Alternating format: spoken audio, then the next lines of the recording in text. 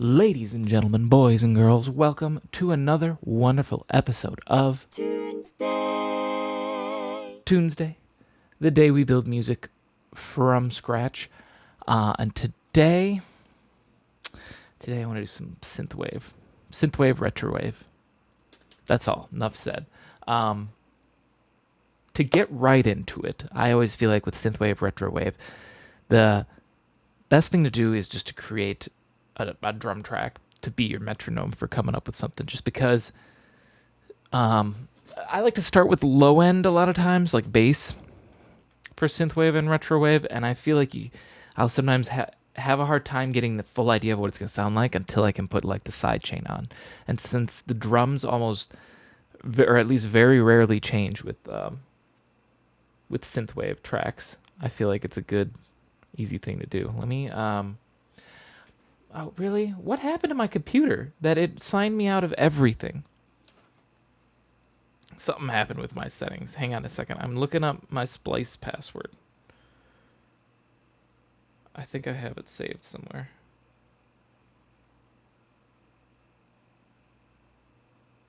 Until then, I should probably do something better. You know, maybe we don't even need Splice.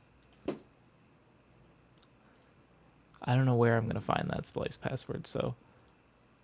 Oh dear, what's going on? Am I getting hacked? My computer's just acting a little funny, I think. But it is working. We are live, right? I'm going to refresh, and I'm here, and I'm live. This is the most interesting YouTube intro ever. I guess if you're watching on YouTube, you have the ability to skip ahead. All right. We're live. We're good. Sorry, my computer's just been acting a little bit funny today, so... Just seeing what's up with it, but I think we're okay. So here's our drum rack. I'm going to... I do have a synthwave one. What's going on, Los Bros? Welcome back. You know, okay, let's do this. Let's start with the synthwave, at least for a preset. Oh, I call them Vapor, don't I? I used to call all these tracks Vaporwave, and then I was corrected by someone, and they're like, it's really not Vaporwave. This is more Vaporwave. What you're doing is synthwave. And I don't really know or care. But I guess when I listen to the two, it does make sense. Maybe I should try to make an actual Vaporwave track sometime. That time could be now. And we'll see. We'll see if it goes that way. But I've been corrected by folks that this is technically synthwave and not Vapor. I don't even know how loud this is. Hang on. Turn this down.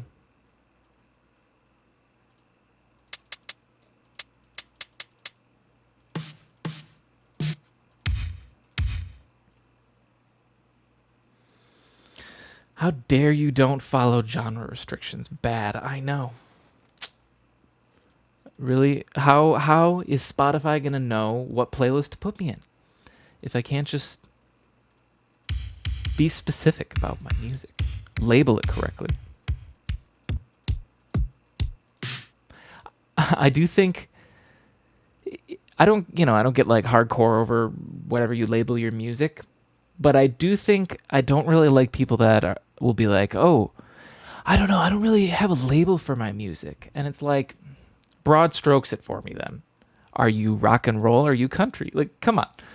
You don't need to like be like, "Oh, we're neo-fusion new metal." Oh, cool. Yeah, I know what that is. I'm like, no. Broad strokes it. Give me like, what is it? Ambient? Is it electronic? Is it folk music? There's so much, I don't know. Oh, such a wide range of music, I guess. It's like, it just weirds me when people are like, yeah, I can't put my music in a box like that with labels. Like, it's just a little label. Rejecting labels is useless elitism, yeah.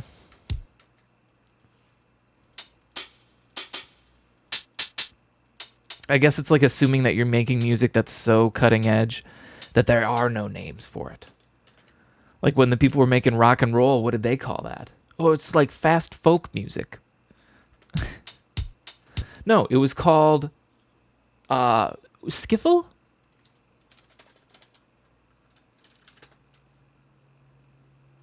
It was called skiffle, sort of. Not exactly. I guess I have my own scene for this. What am I doing? A genre of folk music, influences in blues and jazz. Yeah. See, it was prominent in early careers of pop, blues, and rock performers. There we go. Skiffle. Let's make a skiffle song. Never heard of this genre? It's just like it's like fast folk music. Essentially is a good way of describing it. Fast, quick danceable folk music. And it just got popular because you could play it in clubs real easily. People could dance to it. And they liked it, it was like early rock and roll. Like very, very, very early rock and roll. Because they all still had acoustic instruments. No one was like electric or anything. What is folk music, by the way? I guess, yeah, see, that's where it gets tougher for that. I guess when I would say folk is usually like acoustic instruments. I know it's not necessarily limited, but like a broad idea usually is acoustic instruments. And then singing or a lot of soloing with like a fiddle or a banjo or mandolin, those sort of instruments. I guess that's the way I'll label it. All that, whatever. Labels or general levels is helpful. But if it was just super precise label, then it doesn't make sense. That's true. Because yes, when I say neo-fusion, new metal, I mean, neo and new are like the same thing anyways, but like, would you know what that even means? I don't know. I gotta look up some crazy subgenres. Metal is one of those genres that, I don't know. I don't know if the people that like metal like genres or subgenres, just because I feel like that's the... That's the style. Maybe not. Maybe electronic music, because that's pretty vague. But in terms of rock music, we branched down into metal, which is a version of rock music, right? We're getting into labels. And then metal just like took root and set a million different genres. Anyways, let's get into this.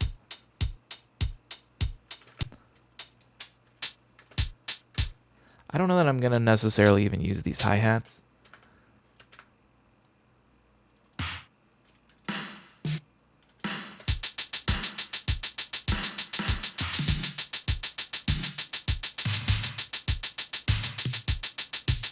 I really don't know what's going to sound good because we don't even have any sounds yet. I just want to do this because the drum set and just this sort of beat is so integral to it all that it's like, let's just get it good right away.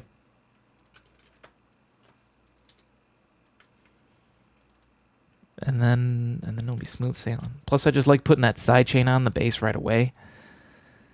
It helps you get into the song when you can hear like really what it's going to sound like. And I mean, of course, we're going to sidechain the shit out of this bass.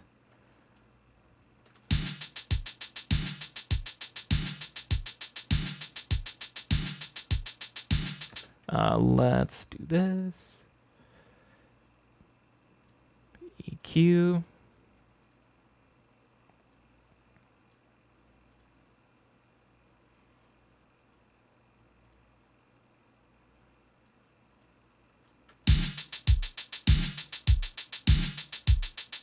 Hang on, I'm actually not crazy about this kick. It's okay.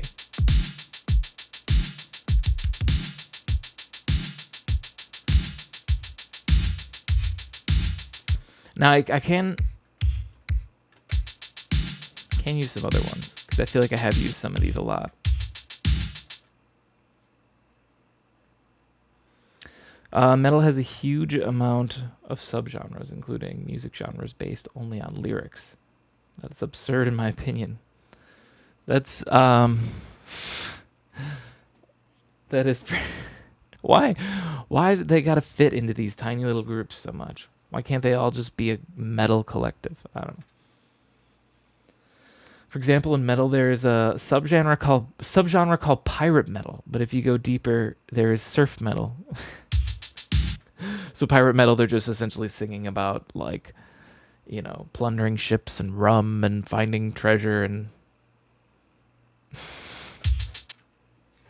I feel like, well, actually, I know that pirate metal is a thing because I feel like I've heard it before.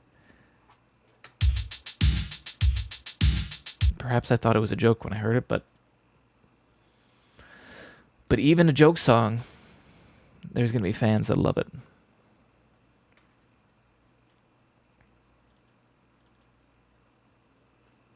You know, what about...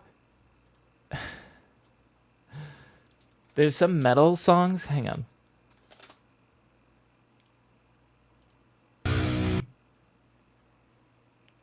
Hang on. We're going to watch this real quick. I'm terrified! Listen to me, Republicans, listen! You are the people in history they warned us about! What genre of metal is this? Yeah. Pay attention! We're losing our democracy! Wake up!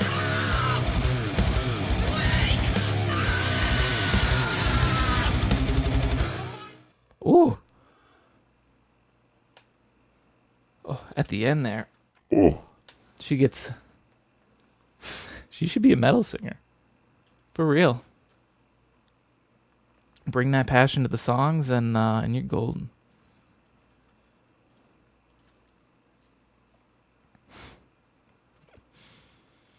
Pirate metal sounds like an aesthetic which I have zero interest in outside of knowing as a meme.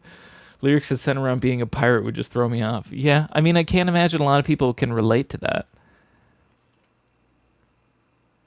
And I think that's why a lot of people like lyrics, is either they're funny or they can relate. They really touch on their own lives with it. And I don't know. I guess the third reason would be because they're clever. They make you think. I don't know.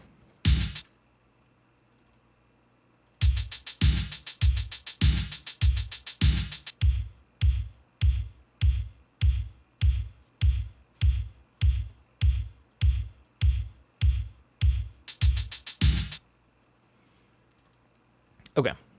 How loud is this? Not bad.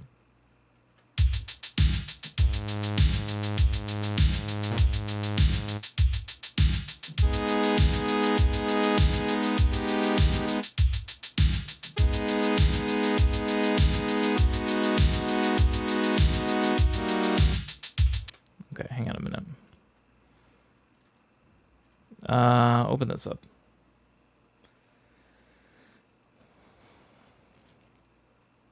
My point is that you should classify the song, not the topic of the songs, in order to create a music genre. True.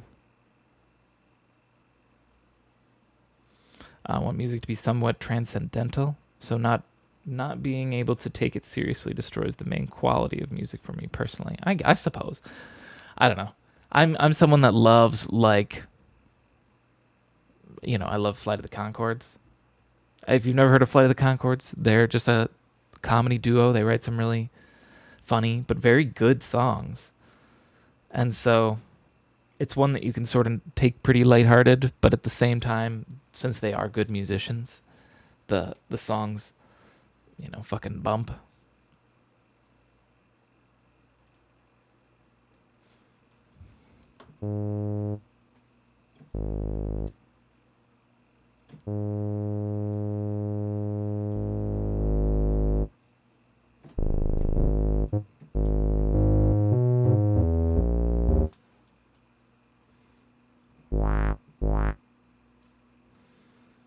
Let's do a little bit of this. Oh, let me scoot this over so you can see everything I'm doing.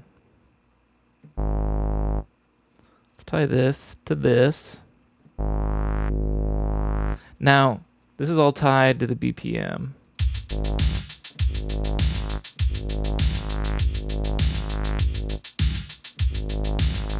Oh, no, don't change that.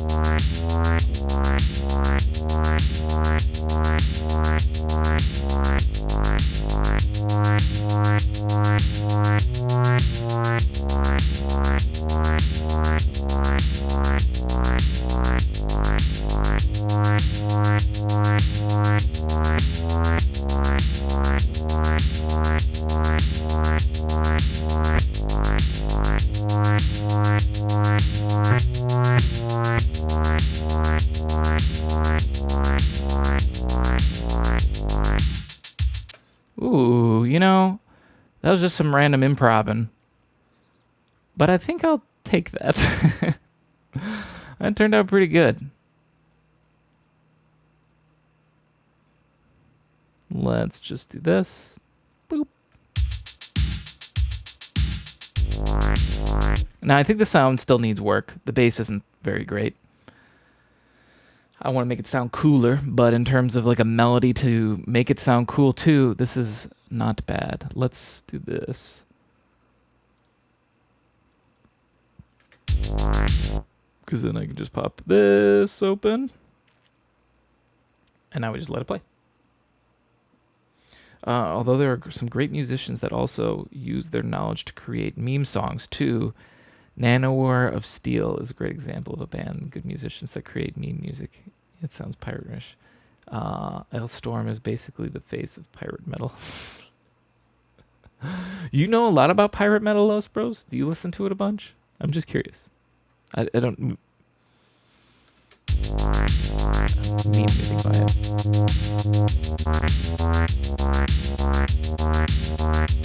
Heard a little bit. So it's getting better.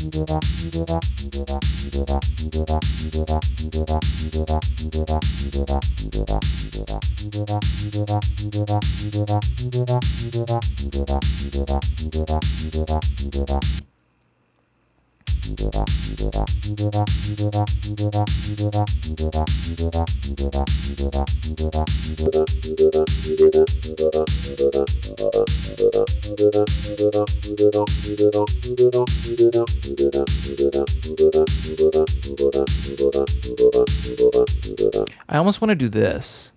So I feel like with synthwave, a lot of the bass, I guess a lot of the bass is just layering to make it sound good, or at least to make it sound just big and beefy. I can sometimes make it on just one track, but I like doing a lot of layers. So let me take this one. Let's label these or I'm gonna get confused. Low bass. I'll call this format bass because I think I'm gonna try to make a weird what would that be called with the format? It's like a yaw effect. That's what it'd be called on a guitar pedal, I guess. That's why I call it a yaw effect. But maybe not exactly. Yeah, whatever. That's what I'm gonna try to make. I just remember I heard it existed and looked a little into the genre. I like to search the most absurd metal genres that are on the list. And then in the video, a weird metal subgenres, or surf metal appeared. And that's basically all the knowledge of it. Got it. Okay, hang on. This one's got the format off. This one, let's turn the format on. Now, actually this doesn't sound that great, but let me see what we can do with it. Let's move this up here. And let's actually take the format bass entirely and just turn it down a bunch.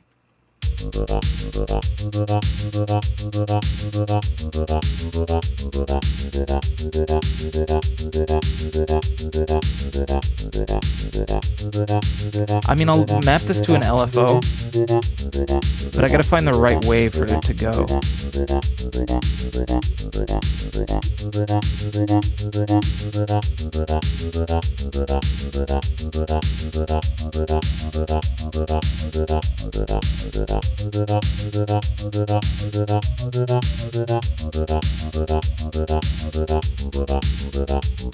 Because it changes every time.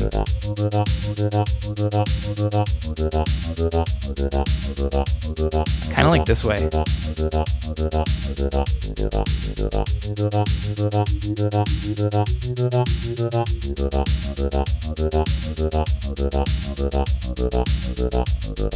Okay, So let's do this. This one right here, LFO number 2.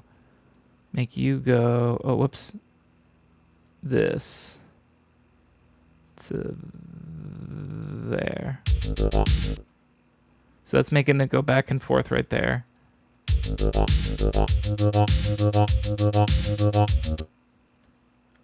And then we want to go. Shit, this doesn't. It sort of fucks with your brain a little bit. Hang on.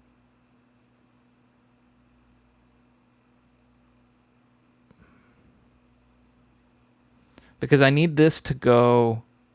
When this one goes down, this one's going bigger. So when this one's going left, this one should be going down. It all depends on when I do this. Like that. No, that's not the right way. It goes the other way. Yes, this way. And let's...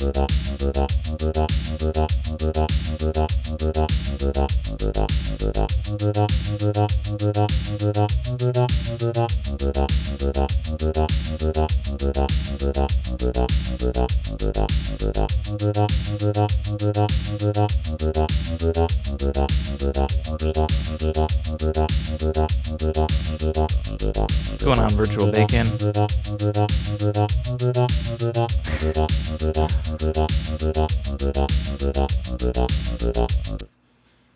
I appreciated for that clip you did, Bacon, of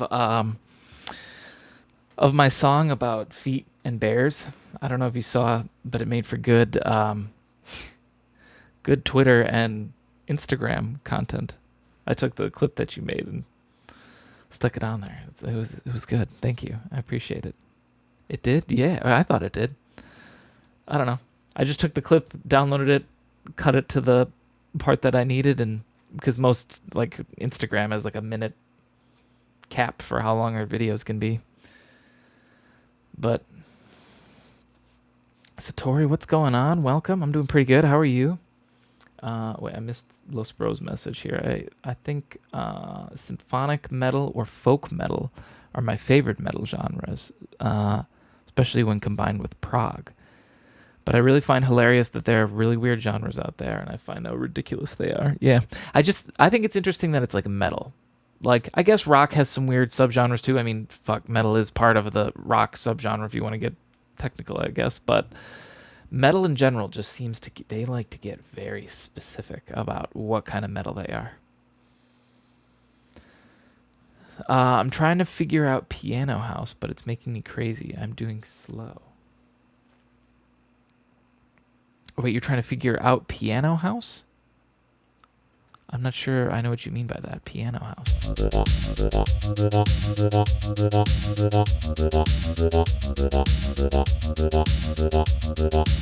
Duplicate this one more time.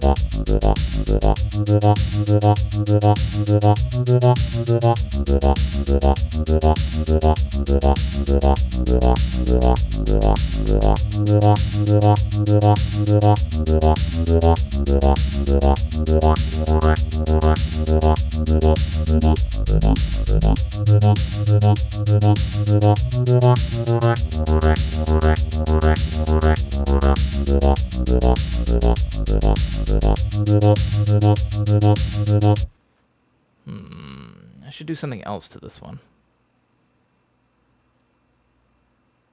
No. Wait, which one is it? Is it I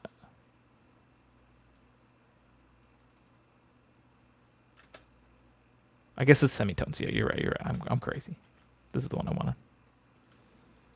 What the hell? Oh, we're at the end. How do we get to the end there? It's basically funky, groovy house music. Ah, gotcha. Thing with metal is it's much more flexible than rock. That's why it happens with metal a lot. Okay. Metal can blend with other genres easier. Maybe. I don't know. That might be up for debate. I guess it depends on how much someone likes metal over whether or not they think it blends good with certain genres. Where the vocals and chords plucks are the main, for lack of better words, center focus of the track. Okay. Okay. We were just talking about genres and subgenres and sub-subgenres. So sometimes it gets hard to label. Let me turn this one off real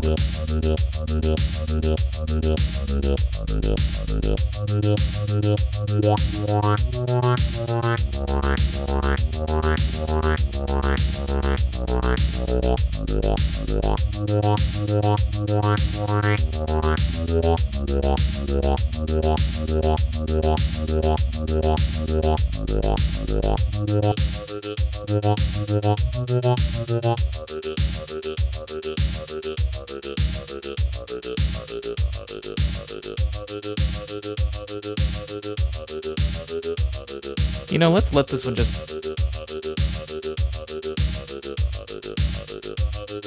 have those high ends.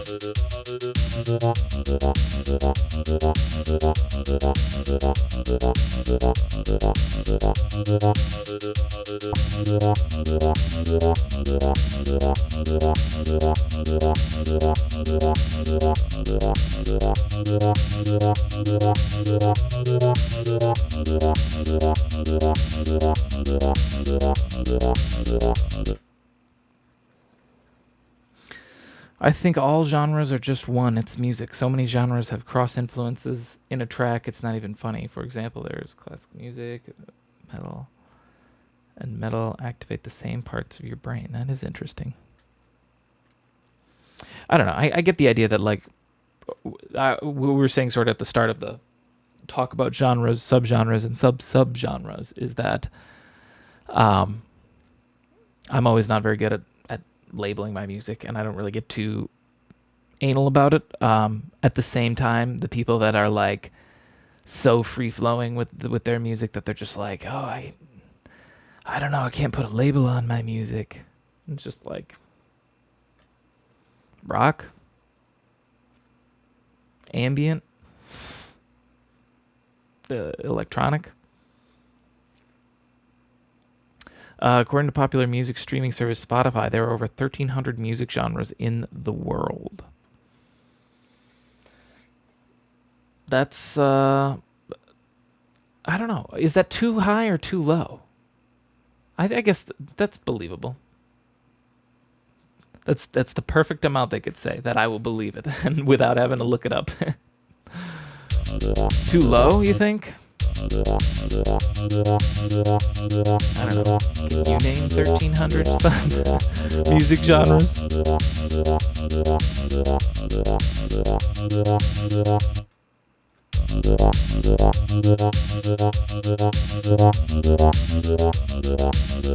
I'll cut the 2 out. I like this one a little bit more. I'll move it down to get more confusion on my brain as to which one was which.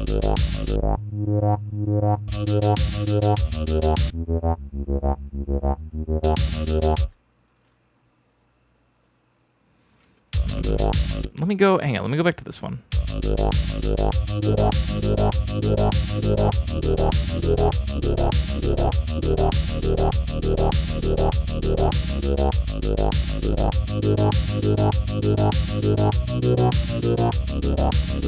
Oh yeah, we're definitely gonna mess with this.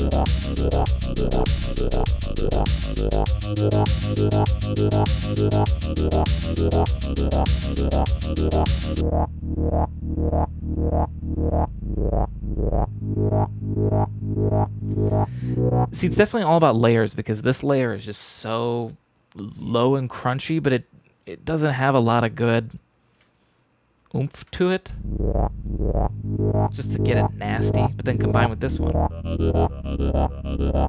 which adds an interesting little flare on top.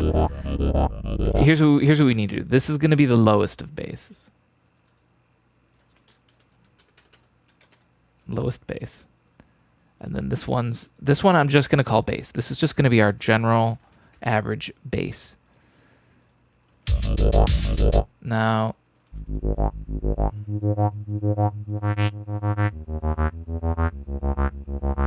a little more in on the high end there.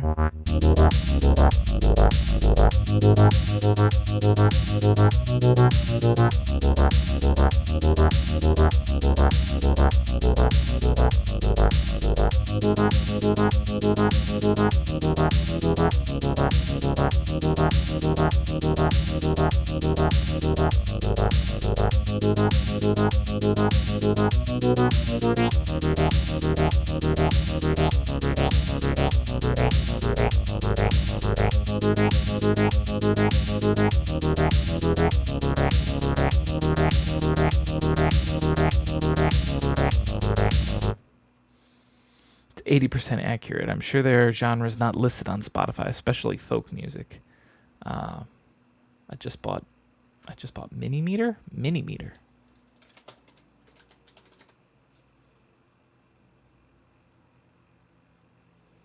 I don't know what that is.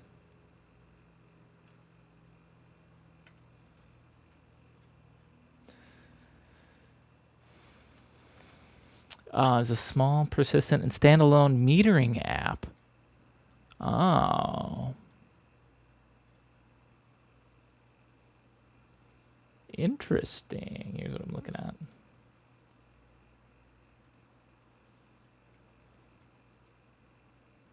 This would be useful. This is what someone was telling me I should get something like this and do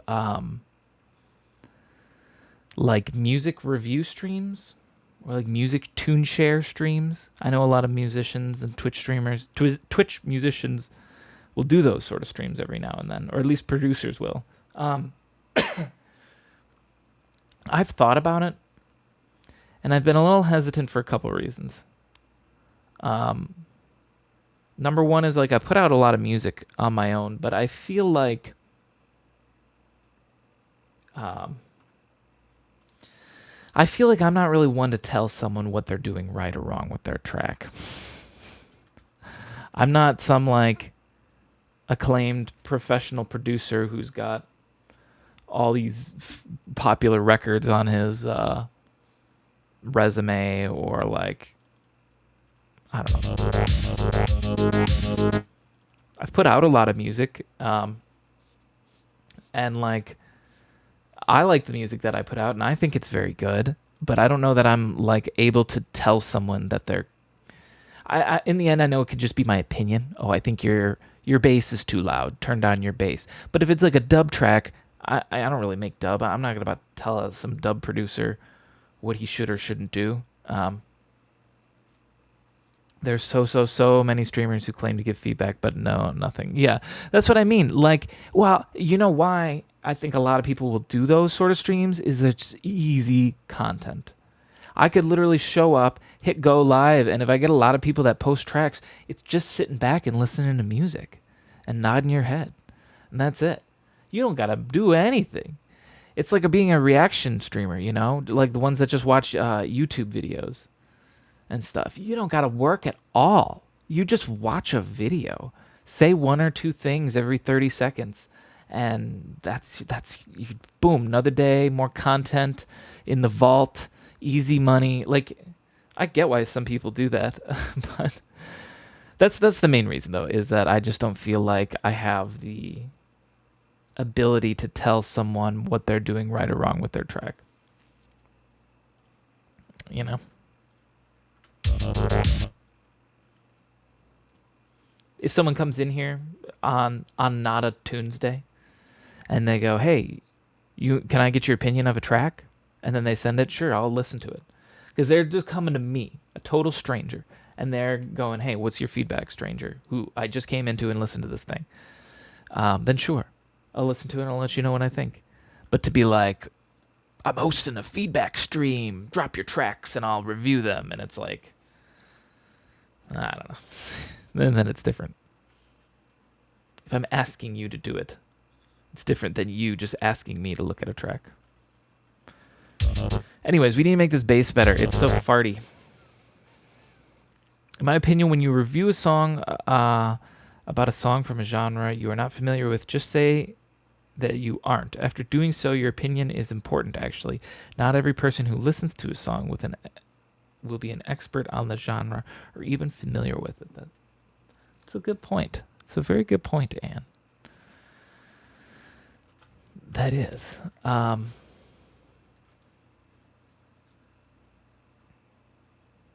But at the same time, you might get advice that you don't necessarily agree with, because I know I had shared some of my music in the past with folks that didn't listen to a lot of the same genres that I would do.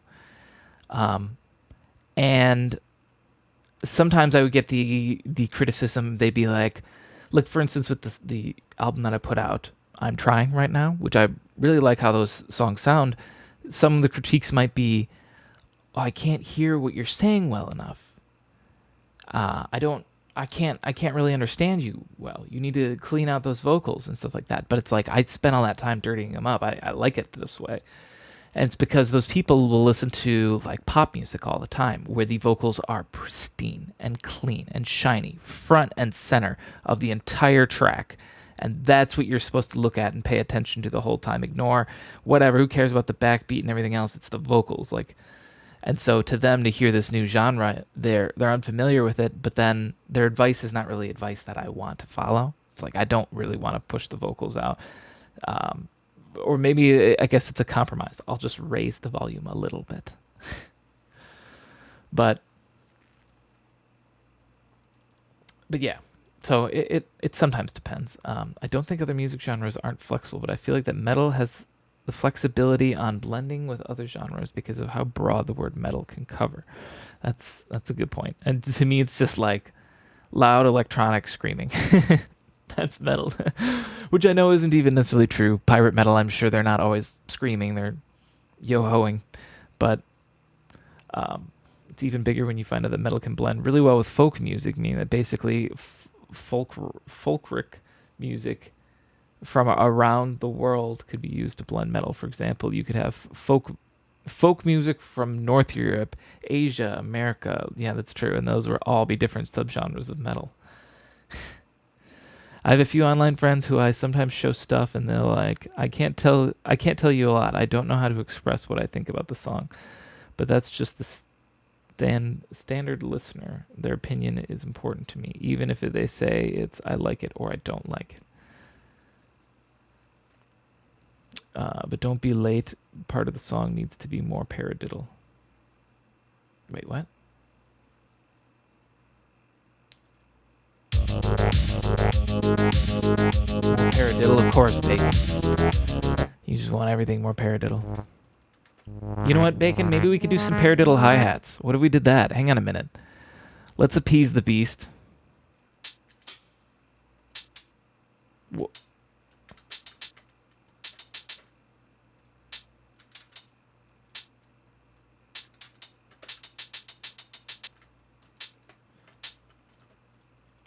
Here you go, you sick fuck. I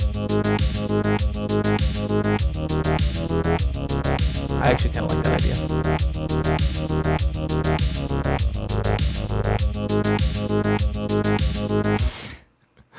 I'm talking about your Trying album. Gotcha. That's true. Bacon just always needs his dose of paradiddle in the morning. He can't wake up. I was joking off your comment about vocals and cleaning them up and polishing. I understand. That's true. Yeah, anytime I play a song for Bacon, his criticism will just be it needs more paradiddle. Well, there you go, you bastard. Here's some paradiddle, you fuck. No polish needed, just more cowbell. What about Cowbell Paradiddle? Like, we have two different cowbells, and we go... Ding, ding, ding, ding, ding, ding, ding, ding, ding, ding, ding, ding, ding, ding, ding. That'd be hard to coordinate, actually, because I think cowbell players are just go like this or something, or they just hit it. But Cowbell Paradiddle. We might have a name for this track, possibly.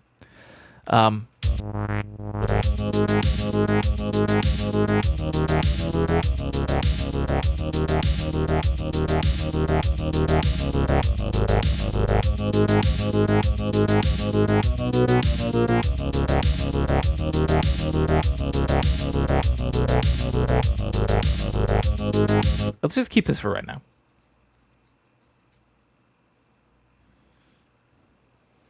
Why does you slurring sounds funny? It's just me? I don't know. Am I slurring? Maybe I'm slurring because I'm stumbling over chat like that. Why does you slurring sounds funny?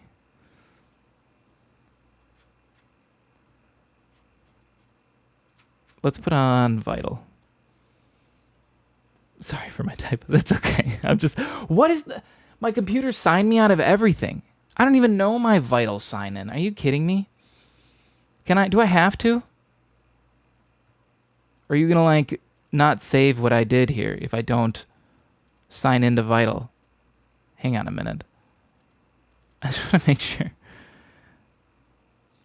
What if I don't? What if I just do this?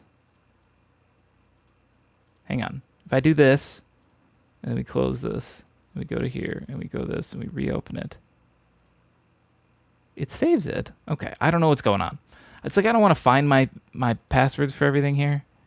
Hang on. Let me drag on a new track. I've dirtied this one with a preset. Let's start here. Let's turn it down too. It's probably gonna be too loud. And then give it the same sidechain compression right now. And get rid of some of that low end.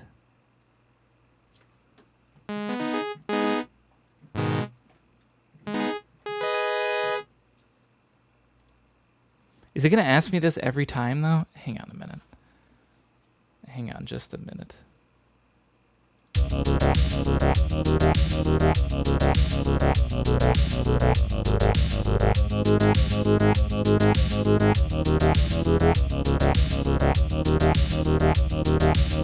Fuck, I don't remember my password for this. Damn it.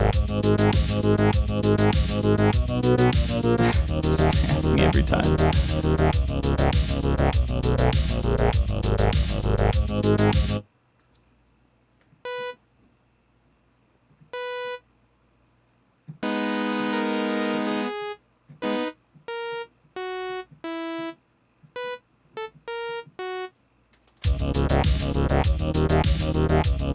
Hang on a minute, actually.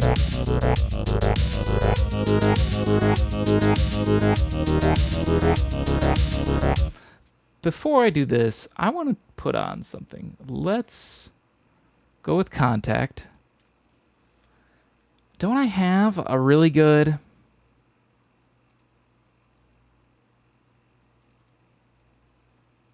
Yeah. Oh, this is going to be too loud. Hang on a minute. Close this for now. Big ass window. Let's turn it down. We also need, let's just get some random reverb in here. Or no, not that random. Let's go like that. And put you pretty high. Maybe all the way. Oh wait, hang on. We're not done yet. We need these two. Because I'm probably not going to want any low end. We got plenty in the bass. In fact, maybe we can cut off more. I forget because I used to cut this off at the same amount, and then when I upgraded from Ableton Live 9 to 10, they like increased the amount of control you could do on the low end, which I guess is neat and all, but then it throws off my perspective as to where I always needed to set my low end cutoff for certain instruments. And just a little prank I guess Ableton was pulling just to mess with people's mind. Mess with their mind. All right, let's do something different than this one. I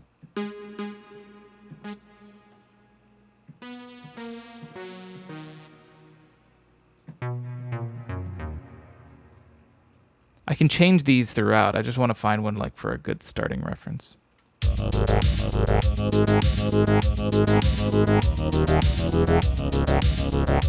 So quiet. Some of them are.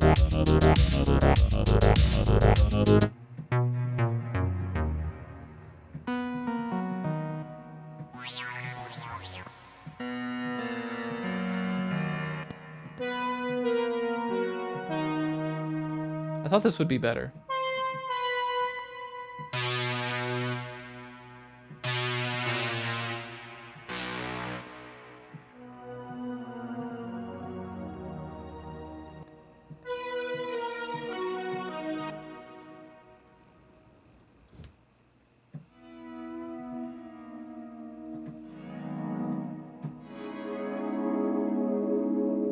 Okay, super quick. Duplicate this because I love that sound. Let's move over to this one. Call this one pad. That's just a good pad sound. I'm more looking for a lead instrument right now. Sort of more like that.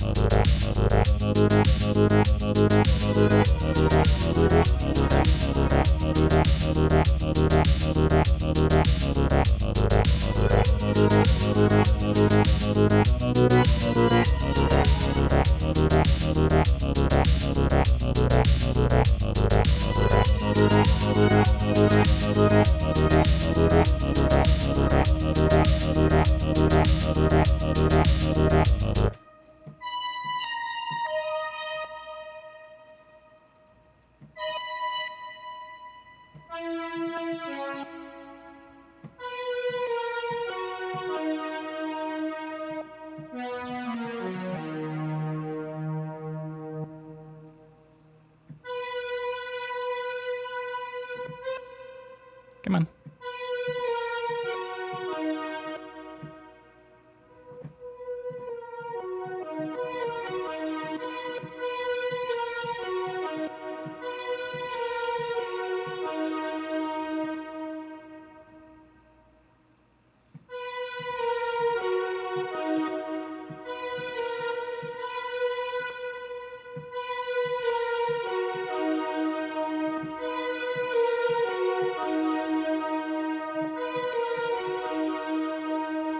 And keep it in the middle.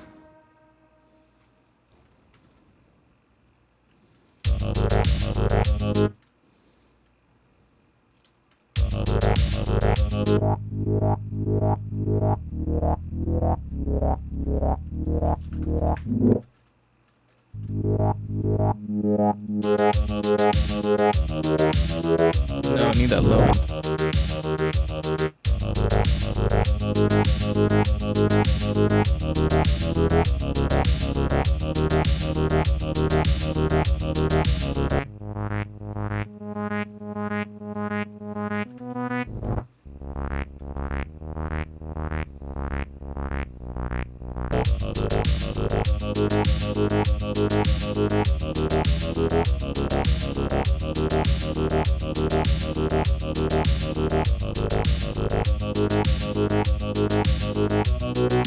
Just curious.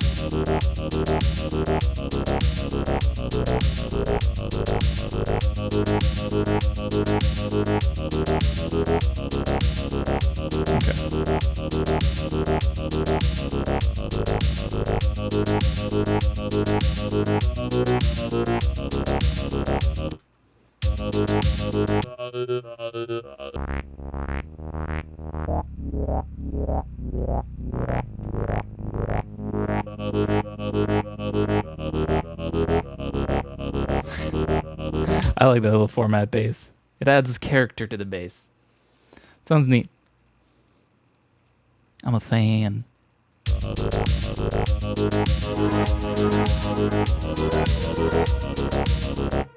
Okay.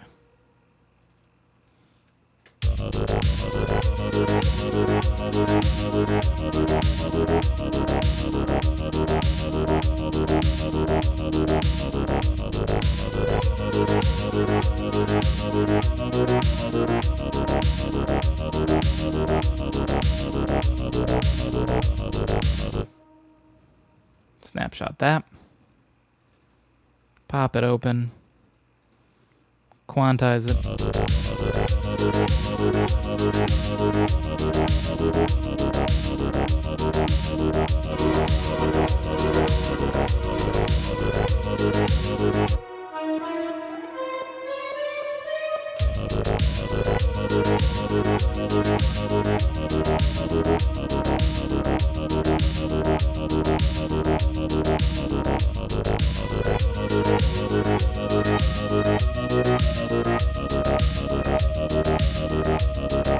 Let's just start with this.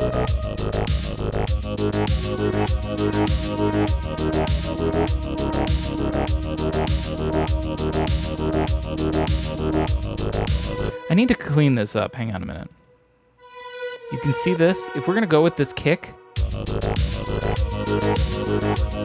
which I'm totally up for, you see how messy that is? How it breaks apart, and it's not a clean dip. So we're going to turn on the EQ. Oh, you don't even need to touch anything. You just turn on that EQ and it's already set to a good good area. Look at that. That's much cleaner. It's just like a night and day difference. Okay. So that's easy then, because now I can just turn on the EQ for everybody. Because I was going to copy and paste it, but I guess this is easier.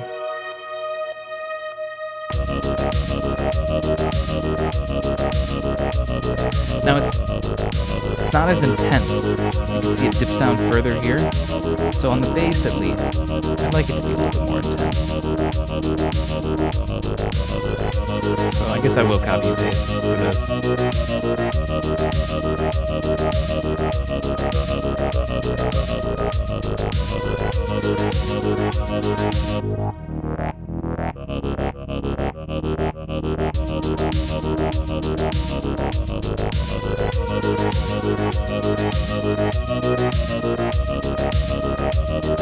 I guess increasing the volume there is just going to throw it down further.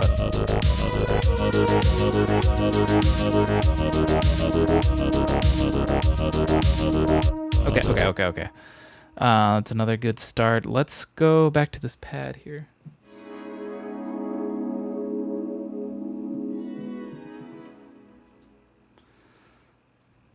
Turn it up.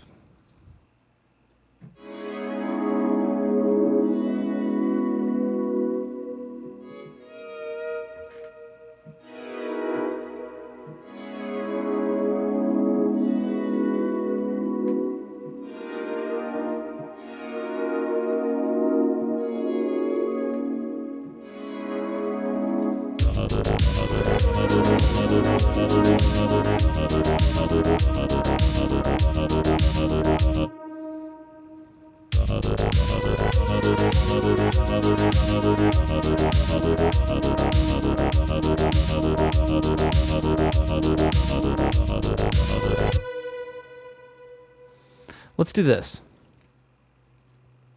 I'm going to scooch you guys in. We're going to copy and paste this right here. Now, I can actually probably even shorten this by half.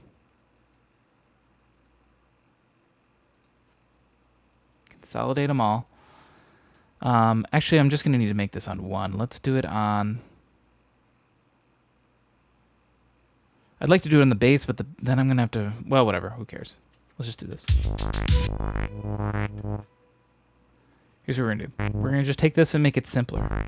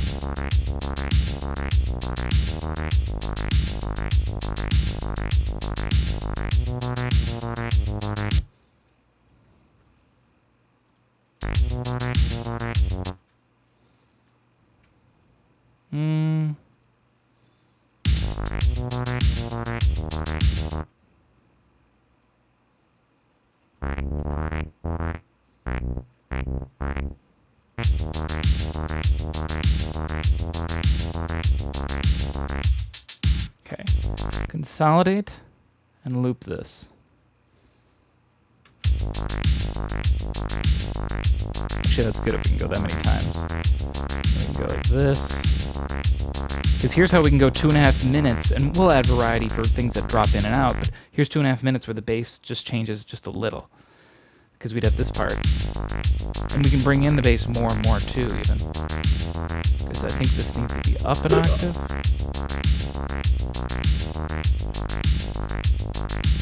Let's see how this fades in.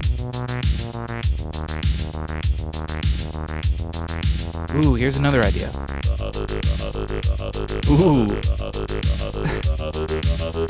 I kind of like that. We'll maybe try to soften it a little.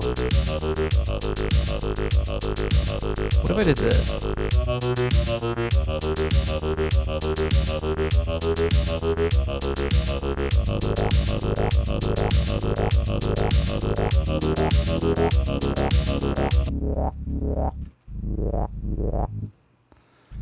Maybe this should be up a notch.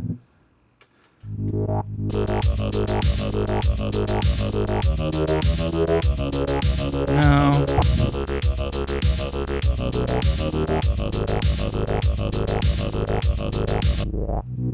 This is just too low and farty.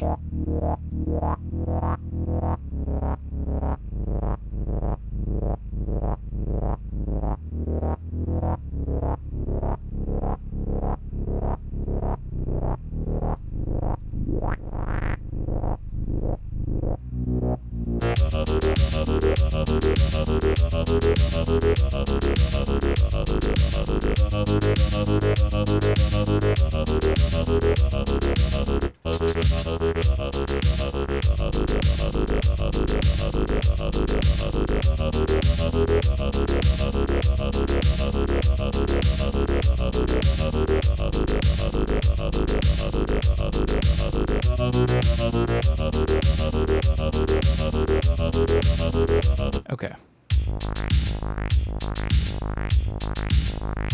I like the idea of the hi-hat like this, having this sort of weird rhythm.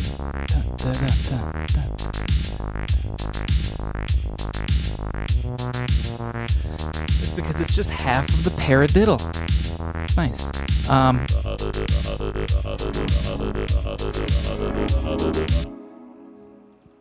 I still don't know that this is going to fit in. It needs to be a lot louder. This is such a quiet... Is there a volume thing on here? Yes.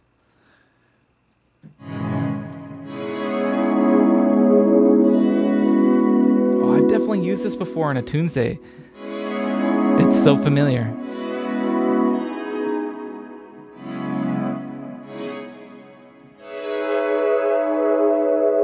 I don't know if this is going to fit in here.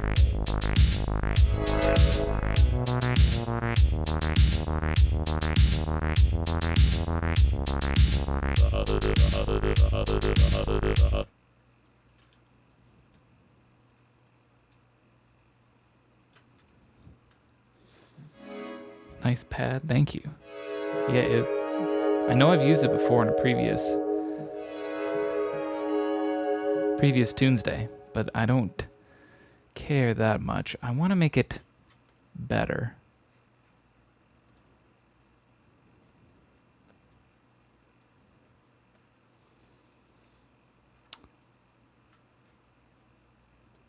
I wish I could do... You can't do any sort of like reverse delay, can you? I know a lot of delays have that feature. Can you do that in Ableton? I don't actually remember.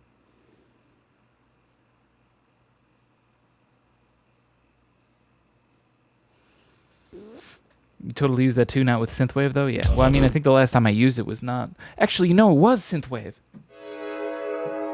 You know what I know? I know what I've used this from. I used it in... in literally synthwave. Wait. It would be this one. Oh, right here.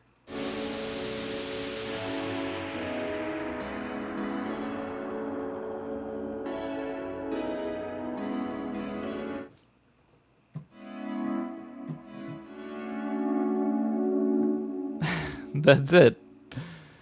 Except I had the attack better, I guess. Hang on. Can we make the attack better? Oh, fuck. It's not vital. I forgot. Attack is as good as it can get. Even a similar melody. Yeah, right? Oh, whoa. That made it a lot better.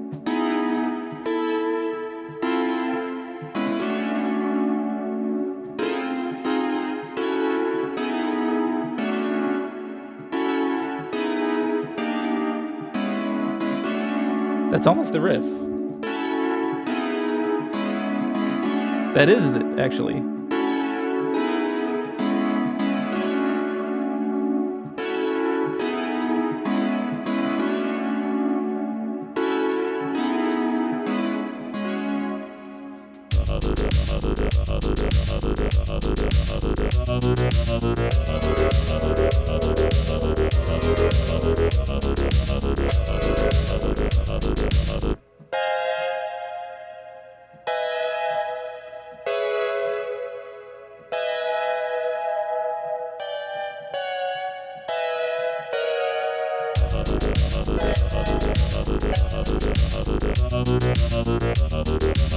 Now we can turn it down a bit.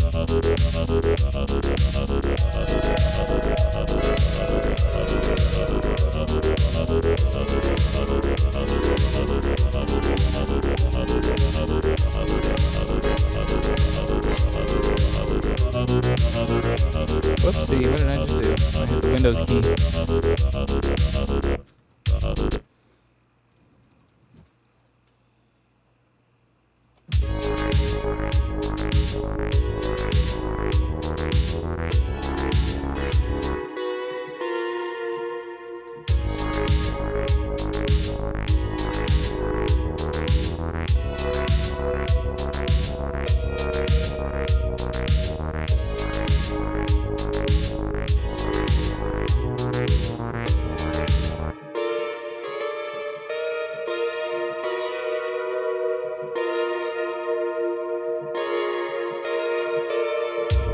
I'm still trying to figure out. I like the first two notes. This, and then this.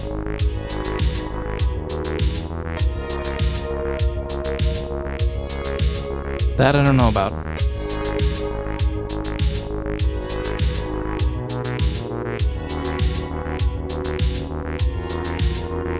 Nope.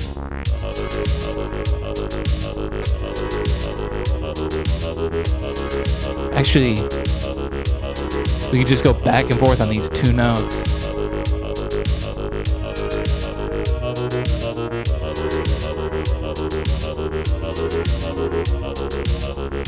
Snapshot what I just did right there. You know, that might be my favorite Ableton feature now. I like it more than being able to do comping and stuff. Just like hitting play and jamming along and being like, I like that. Now I don't need to re-record it. You just snap it, boom, there it is. We pull it up, we fix the timing, and now boom. Makes Tunesdays go really fast because look at, we're an hour in and we have all these parts to these instruments just because I just nail them in one take or two takes. And then boom, we got something.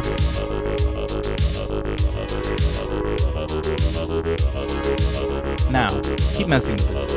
I like this.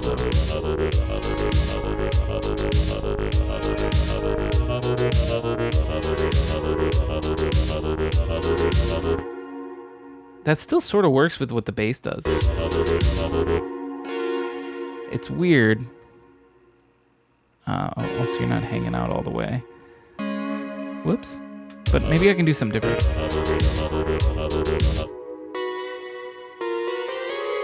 I don't know that I want to go back up to this, though.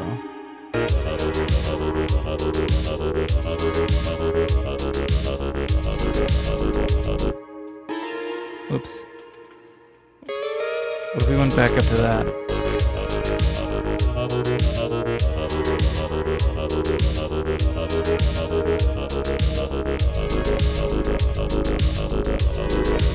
I feel like I still gotta just do this. Actually, what if we did this?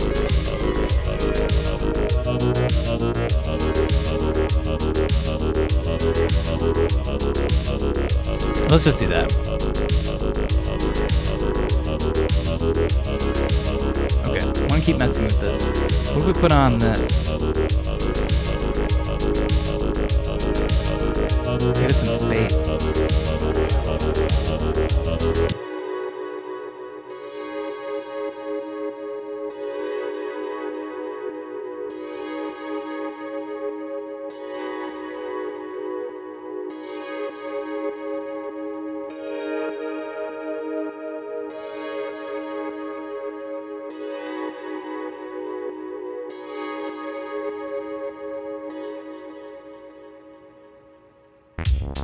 Everything we got so far is very mono, so this will help give a little space with the ping pong delay.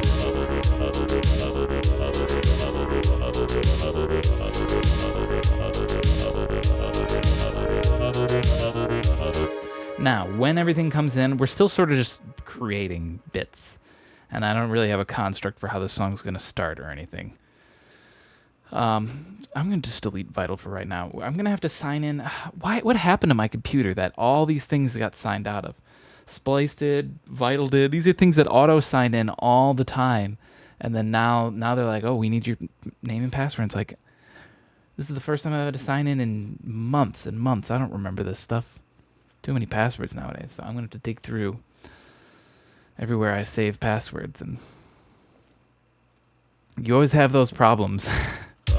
And I don't always have those problems. Either your computer, this computer, or Ableton. This computer, I am gonna say this. I love this computer. I'm afraid. I love this computer. It's so much better than my old computer that I did so many of those old Tunesdays on. This thing is just, it's such a fucking powerhouse, and it powers through, and it does really good, and it doesn't. I've loaded. There's a lot on this computer. I have just dumped so much stuff onto it, and it is handled it like a champ. So when I don't know, when it fucks up like this, it's you might love him, but that's obviously a one-sided love. No. See, because this is the only time you say that it always happened to me, and I think you were right, Anne. It did happen to me a lot on my old computer. But this sexy beast, he rarely lets me down. Look how it's trying to exclude you from your life. But it's still running OBS and Ableton just fine from his life. It's still running the necessary programs in order to keep you fine folks entertained. So at the end of the day, it's he's doing his job. That's just his facade. Well, his facade works pretty good. I'm a fan. Let's see. I should think of how this whole thing's going to begin.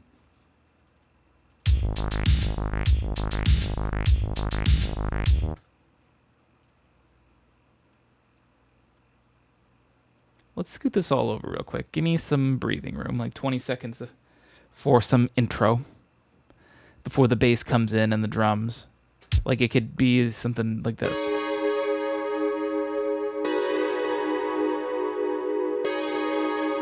Actually, I do like this, but stick with me.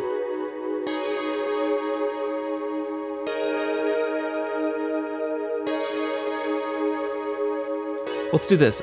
Group this by itself, because something else might come in this group. I don't know what. But I don't recognize until it's too late. Nah, I trust my baby. Can you make my voice a bit louder in relation to Ableton? Is Ableton too loud? Hang on. Like my song is too loud, louder than my actual voice? Yeah, I can change that. I wasn't sure actually too, because I was checking out my volume, and it seemed like I'm pretty low.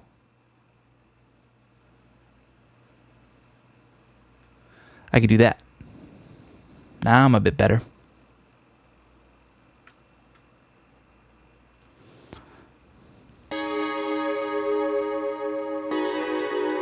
Sounds good? All right. Yeah, I appreciate letting me know. My volumes change all the time. I lower the computer's volume every time I go on Bandcamp because there's no volume knob on Bandcamp, so I have to be careful.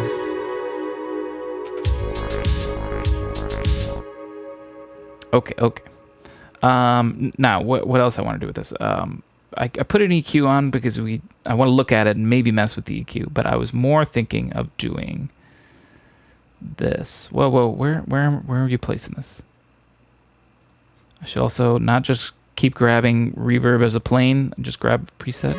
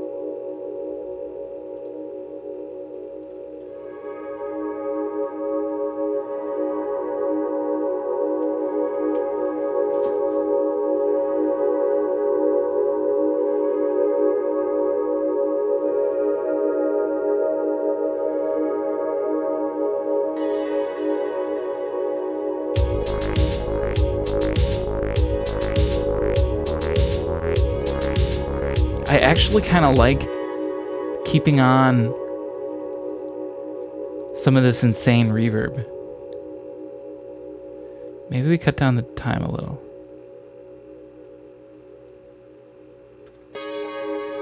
But then we just eventually keep it at 50%. So we do this. Pop open the automation.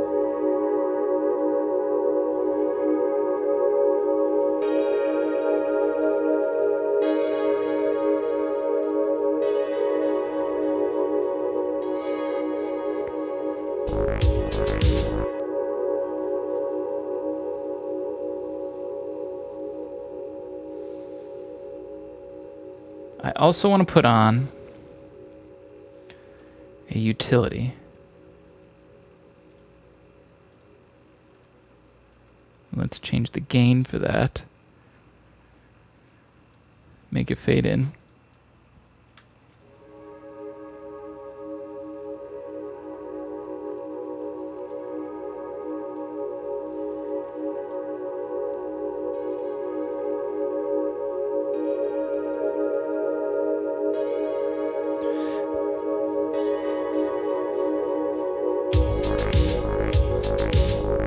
Let's change that actually. What if it is just all ambience all the way up until it comes in?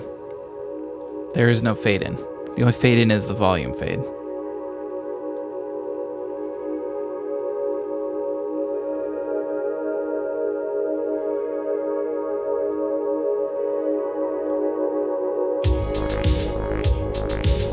I need to make something happen that makes it feel more like the kick is gonna, everything is gonna come in there, because otherwise it just sort of fades in and then just quickly into.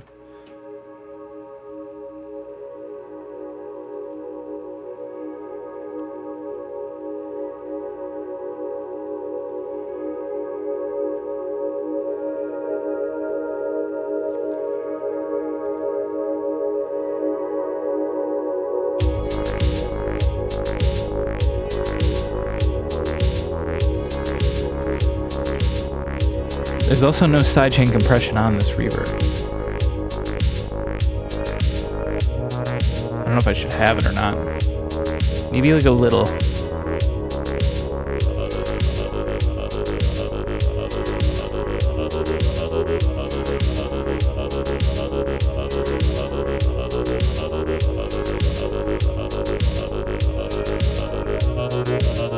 And then right here, something else new needs to come in.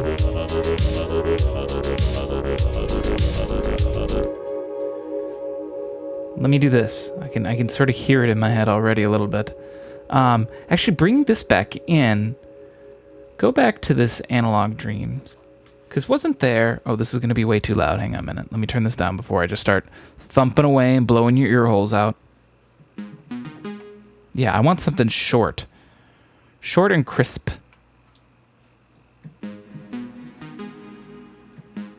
Chunky bottom.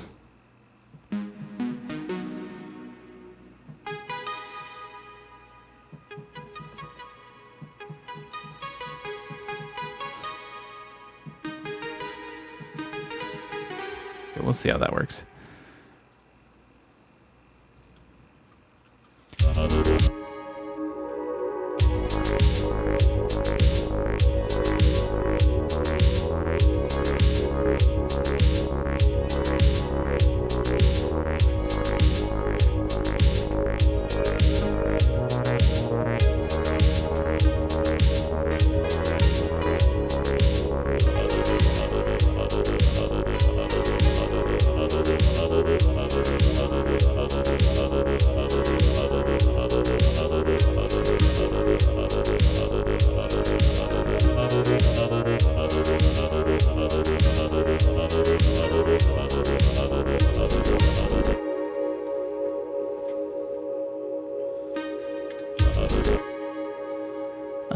We actually want this length.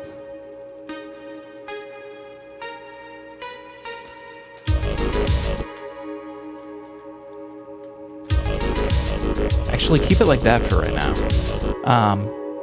Well, a couple things. Go to this bad boy. Give me this.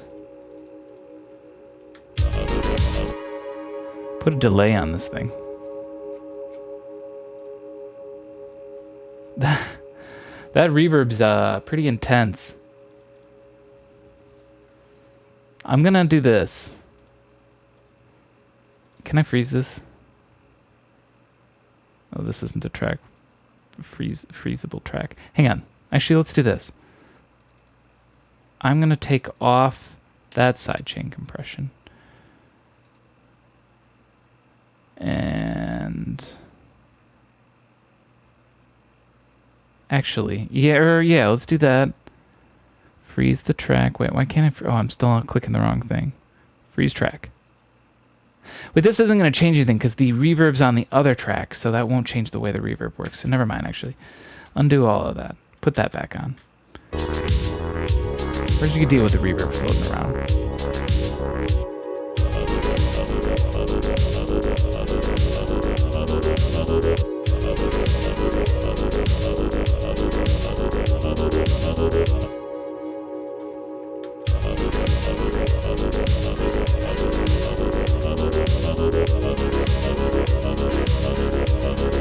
Just put it right now.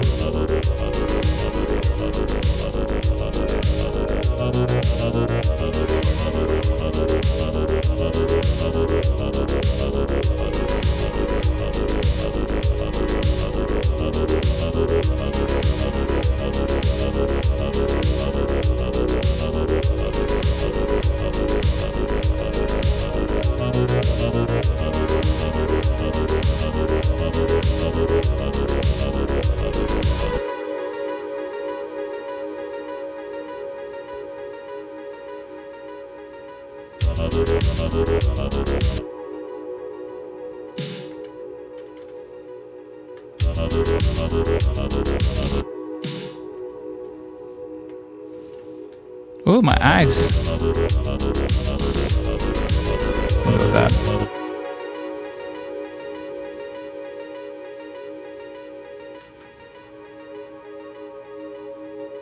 So we don't get to the full impact of it all till a minute and a half-ish.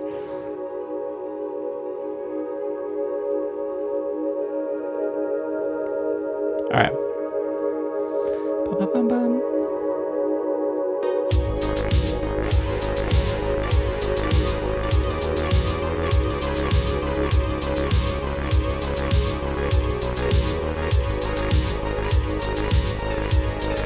I think that should work.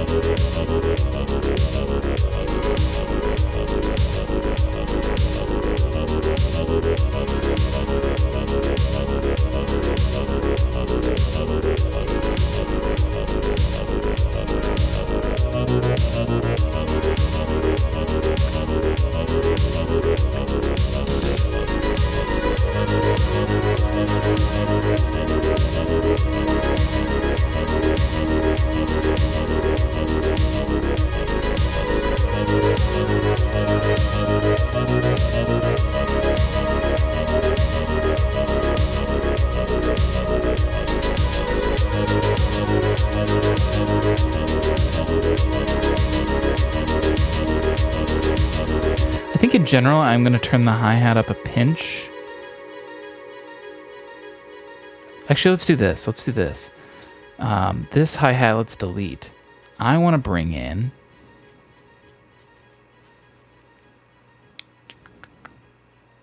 coin up, presets, instrument, noise. We're going to need a couple of these, actually. Give me two. They serve different functions. One of these is going to be hat number 2. And when we get here,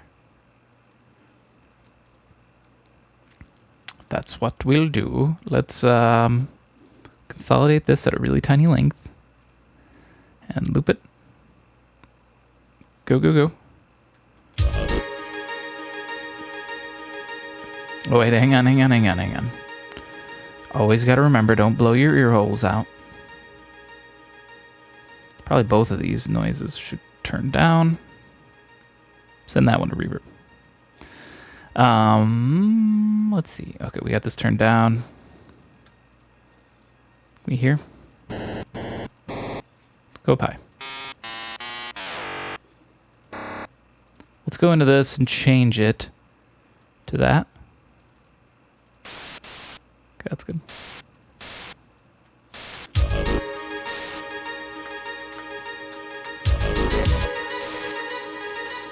Okay, paste it there. That's the rhythm. Now let's make it shorter, crisper. It's a hi-hat. Okay. Now let's do a couple things. Add an EQ. There's our hi-hat, right? We don't need all this.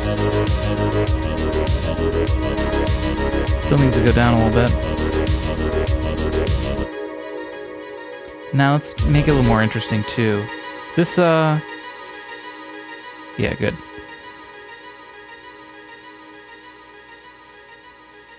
How should I do this one? Let's see.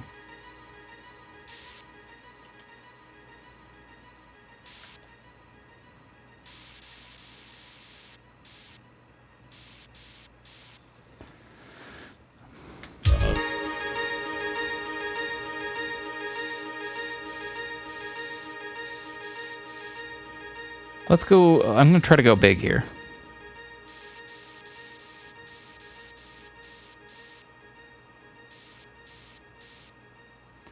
Big picture, I guess is what I mean. So you can see I'm slowly lowering the volume of each one. This one goes to 60. Damn you. No 69ing. I literally, look at this. I click 70. I unclick 69. I click 70. Unclick 69. The Ableton's fucking with me. Like mini motorways. Mini motorways. Like City Skyline, but more chill. Oh, I love City Skyline. I don't know what you're talking about. That game's chill as hell. And City Builder. Interesting. Keep an eye on that. Ableton hates me. I know, it is fucking with me, though. Like, for real. Oh, wait, no, this one's supposed to be 60. Hang on. Keep it at 60. This one is 50. This one's 40. This might be too big. This one's 30.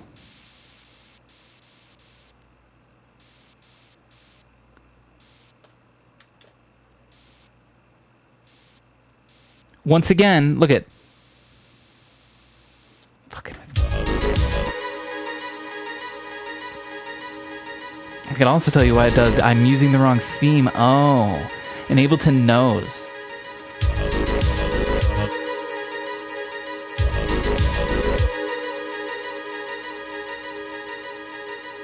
Ableton knows and it's unhappy. I have displeased the Ableton. It is acting out. But see here's the solution. Just go to 31, because then it just drops it down to 30. Boom. Why does it do that? Modern, what's that mean? Modern problems require modern solutions. Something like that. I don't know.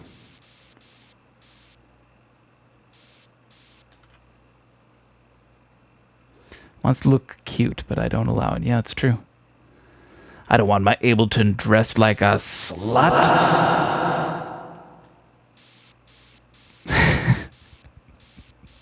Not my Ableton.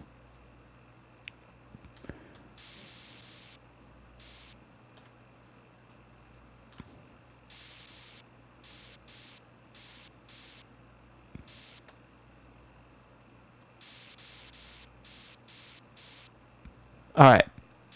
There. Fuck you, Ableton. Fuck you. Why does it do that? That's so weird. Whatever. In the grand scheme of it, no one can tell the difference between 69 and 70 on the velocity scale. No, you were going down by 10 increments, but that one went down by 11. Very inconsistent. I'm just more trying to create this movement. As you can sort of see it right here. It's this swelling effect.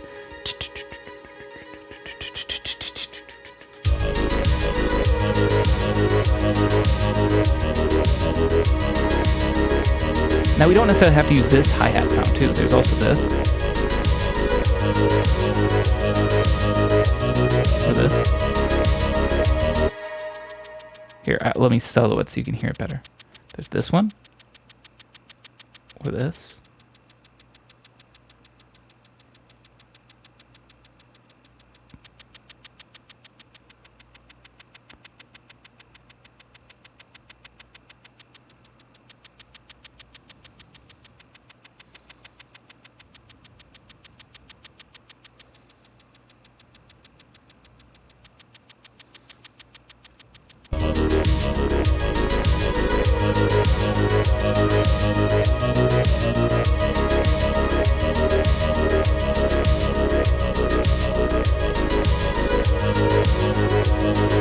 It does add a lot. So as soon as it's gone, it's very noticeable. You trying to steal? What's going on, bro? Trying to steal my Ableton? Bro. You flirting with my Ableton? It's my Ableton. Step off. Call this one Extra Verb. That's the group name, because that's the whole reason it exists. Alright, let's listen to this from the start. Oh, you know what? Hang on a minute. We've come this far, and I have not even saved this yet. I need to clean this out. A lot of these aren't current Ableton projects. Move them onto my HDD, clear up some SSD. I really need to do that sometime. What is today? It's July 23rd.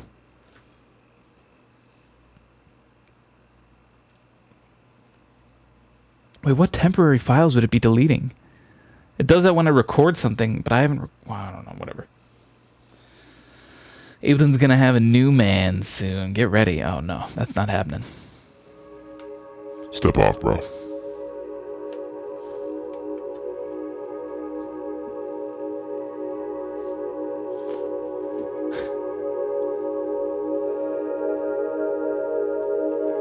Now, I added this other noise in here.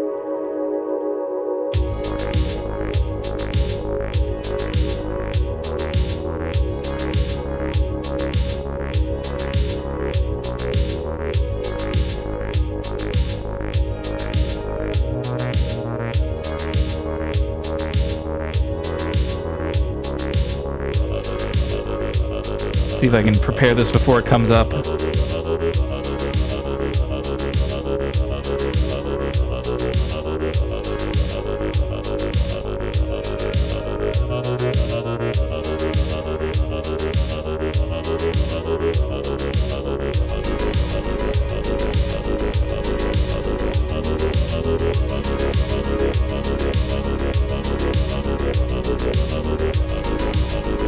I think maybe another instrument might need to come in here too.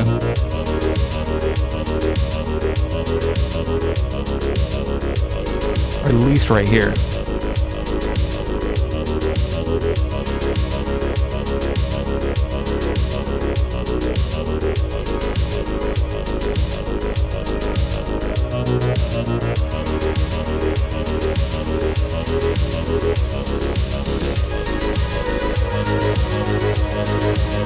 Pretty good guess on that noise there, considering I never heard it.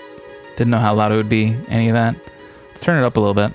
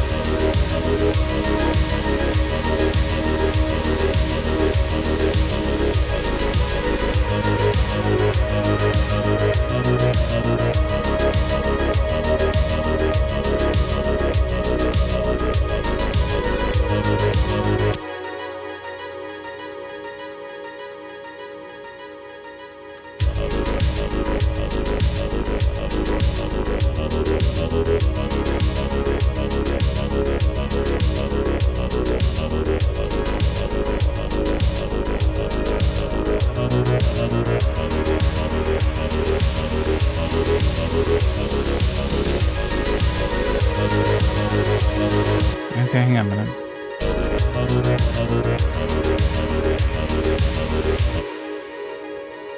Maybe we can get a break here in the drums too.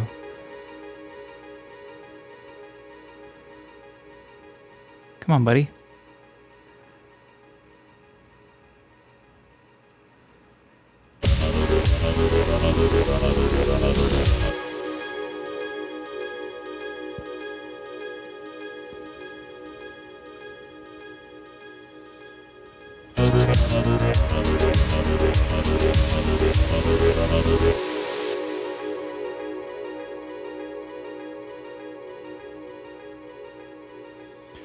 Here's what we're gonna do. We're gonna grab these guys, rip them off, make them their own thing.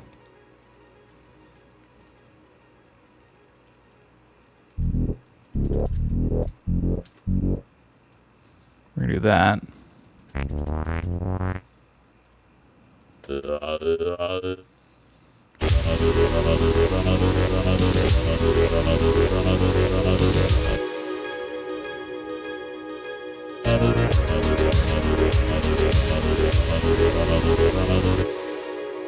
I could do something. I'm tempted to do something weird like this. No, wait, it's not called tremolo on here. This would be auto pan. Guess I would do it with auto pan.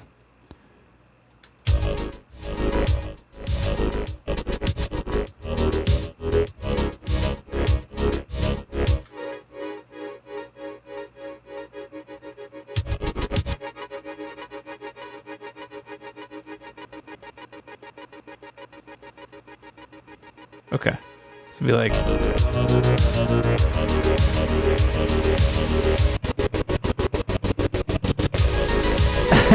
Like that. Hang on, what if we turn the amount down a little bit?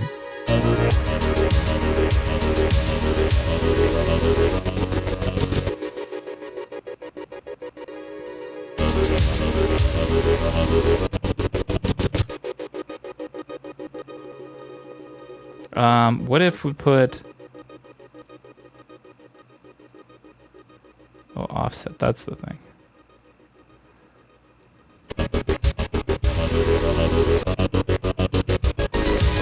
Okay, let's automate this instead of just like fucking with it. Here's the other thing. Do I put this on the master? Like I have it right now. I don't know.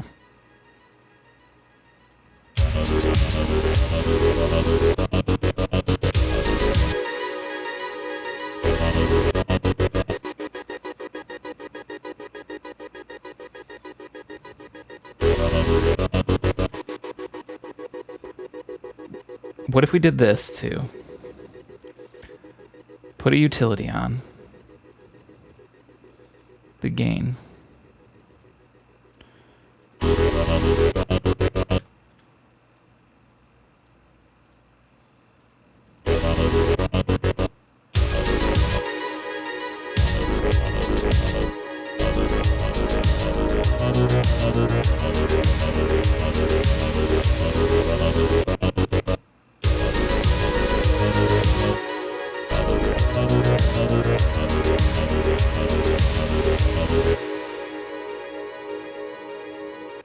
Tempted to do this too.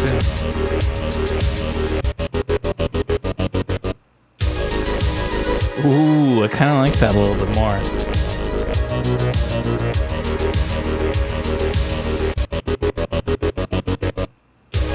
Now, what if we put this offset back to 0 again? Hang on a minute, I'm here.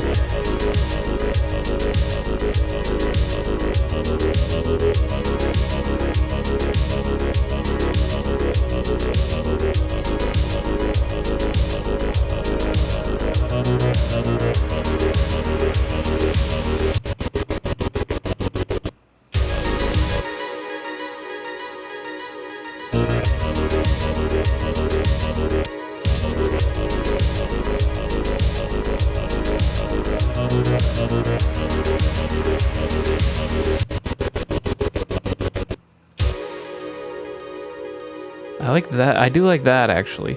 I just need to Move where this is. Oh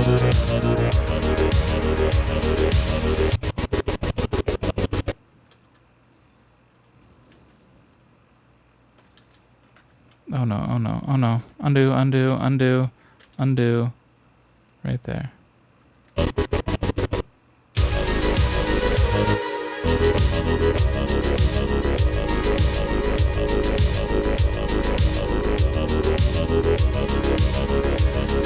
Call this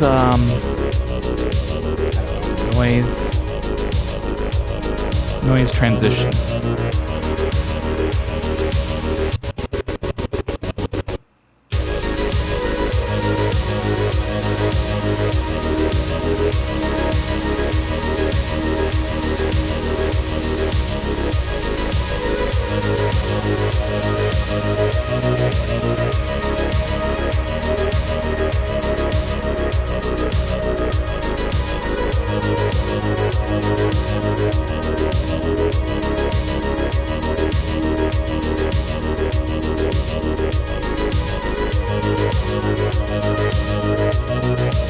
And right here we go somewhere different.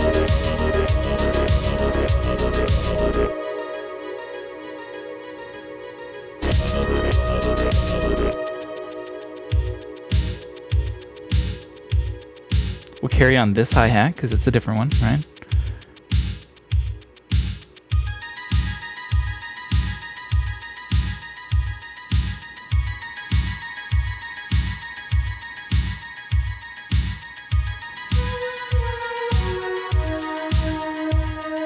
I don't know what we're gonna do with this. Actually, I feel like these notes should change. The only thing that could really carry over is the drums. I feel like I should come up with a new melody. But everything all the way up until this, I feel like is sounding really good. Let me listen to this one more time. I still feel like something might need to come in at this halfway point. Some kind of instrument.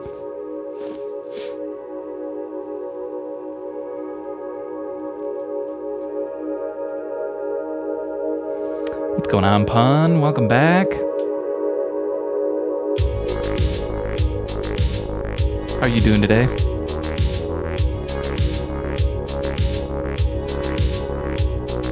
Just gotta start with this here.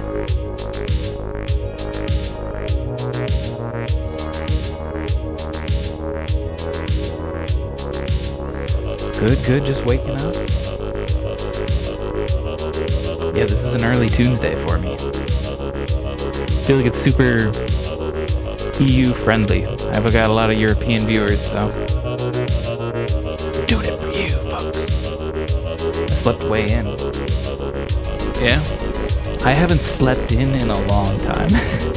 Today was my sleeping in, and I slept until 9 p.m. That was sleeping in for me. I try to stream at different times to get different viewers. It's a good idea. I'm like almost all daytime. So I just get European viewers.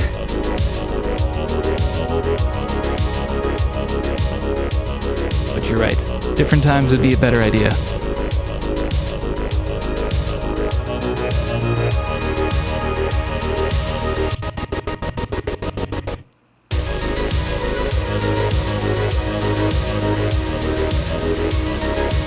I like that transition.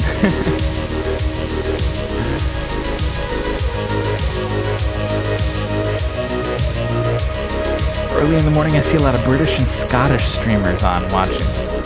They're 5 hours ahead of you. Yeah.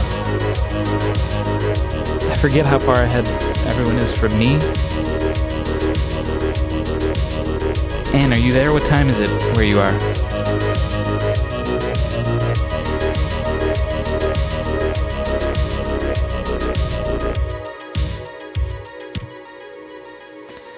$12:56 p.m. Yeah, so you're an hour ahead of me.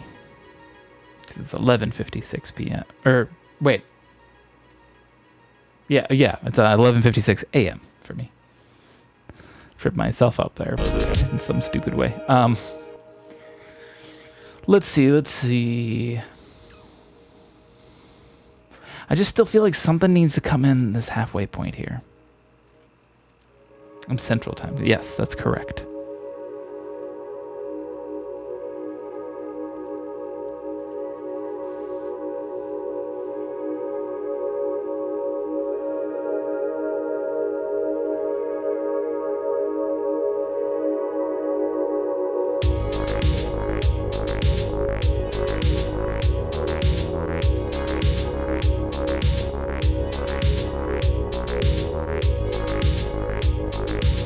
sounds good so far. Thank you. You have to feel like everything right now has sounded really good. Good pacing. The bass getting a little weird here is enough difference. Now you're like, ooh. That bass has a voice to it. Even right here, it still feels like it's good. Because we had 2 new things. 3 actually. Low bass, more complicated hi-hats, and that little da-da-da-da, you know? But then I feel like right here, because we've introduced something every time, right here. Something else needs to come in. But what? I don't want to double the RP thing at the octave, because we do that when things get big. You know? So that gets doubled. The bass doesn't need any more layers. We got 3 full fat layers. Yeah, our bass is full. We don't need anything more. The pad could maybe get beefed a pinch, which is why I sort of added this. This is my vapor pad.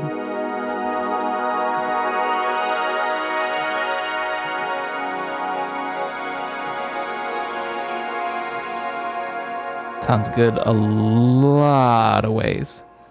But I don't know that this is going to be the right thing for this. Something sharper. I think you might be right.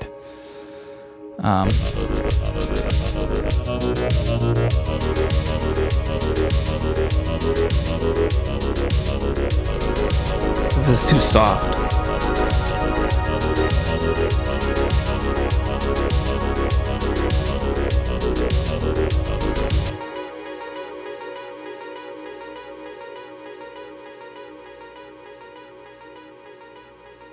Okay, let's try this.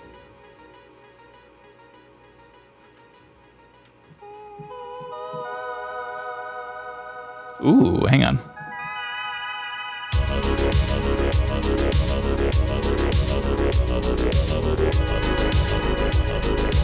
Ooh, I like this.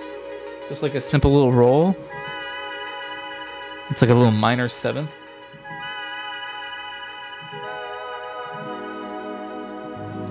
This is a damn good sound. I can see why I saved it.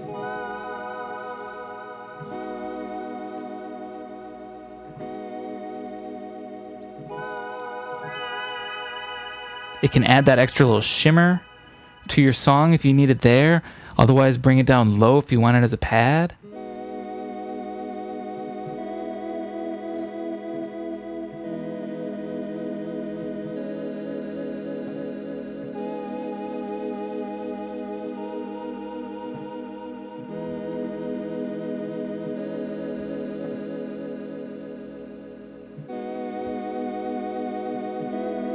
Hang on a minute, hang on a minute, hang on a minute.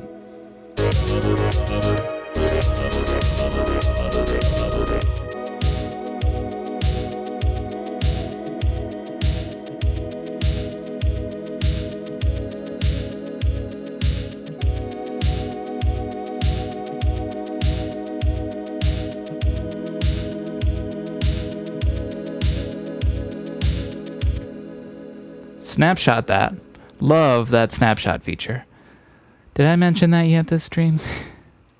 Keep mentioning that. I just love that thing so much. So handy to work fast, you know? Do that. Quantize it all. Boom. Bada bing. Bada boom.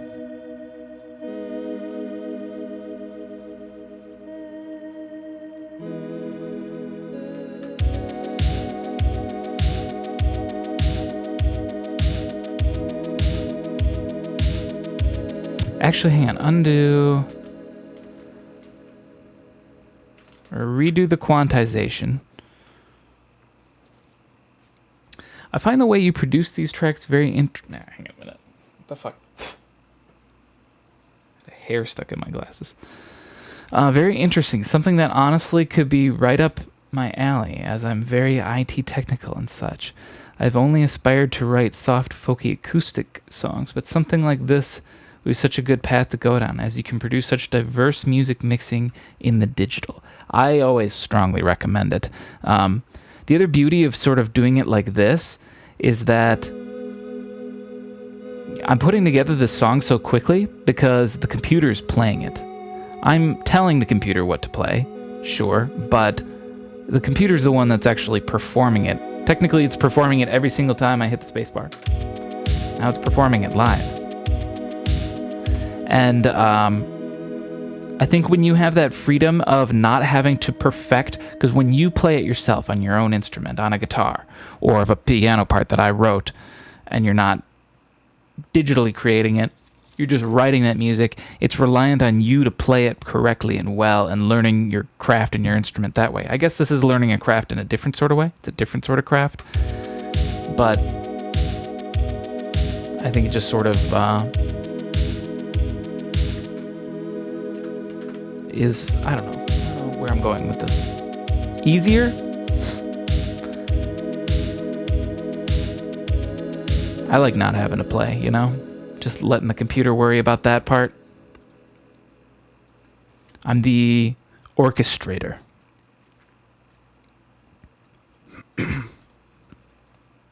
The fancy man in the big suit at the concert who's going, yes. Well, that's the conductor, but anyways. Right, I remember my first time experience with Fruity Loops in my teens, and this entire thing has grown since the birth of the synth. Yes. Oh, yeah, I mean, like, if you haven't messed around in Fruity Loops in a long time, I guarantee it's completely different now, because now back then they were called Fruity Loops, and I don't think they were taking it mega seriously, but now they like really are, or at least they have for a while. I don't even know when. At least I assume they weren't taking it mega seriously when they were calling their program Fruity Loops. I think it was a little bit for funsies, but now that's why they're branding it FL Studio. Sounds better. Hang on a minute, is this stuff... Hang on. Sync to playhead. You are sync to playhead. Okay. Yeah, never mind.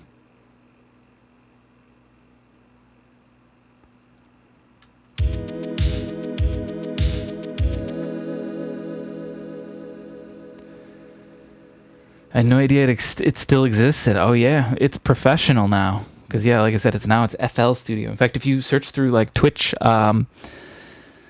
music creator, this isn't a dig at FL.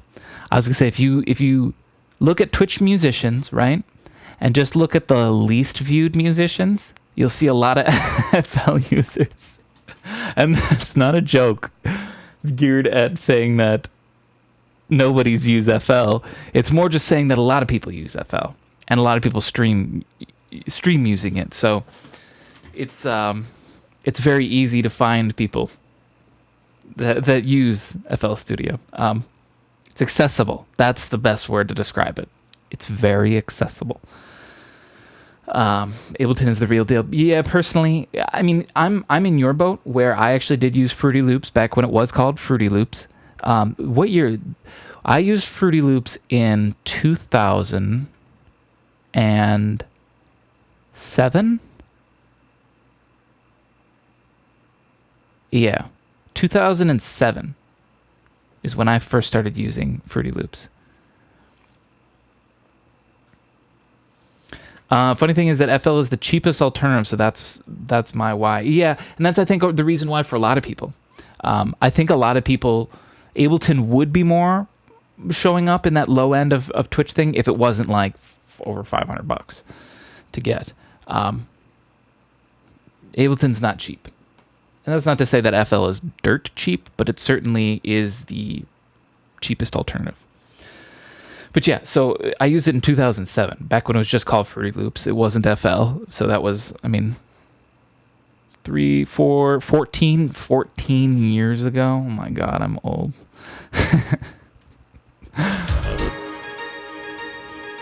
But yeah, so I used it then, and it was okay. You know, it wasn't. It did its job, but I guess by comparison to other 2007 DAWs, it was pretty good. Because otherwise, up until then, I had also used GarageBand pretty frequently. I was very familiar with GarageBand at that point, And then I think a year after that, I moved on to Logic Pro.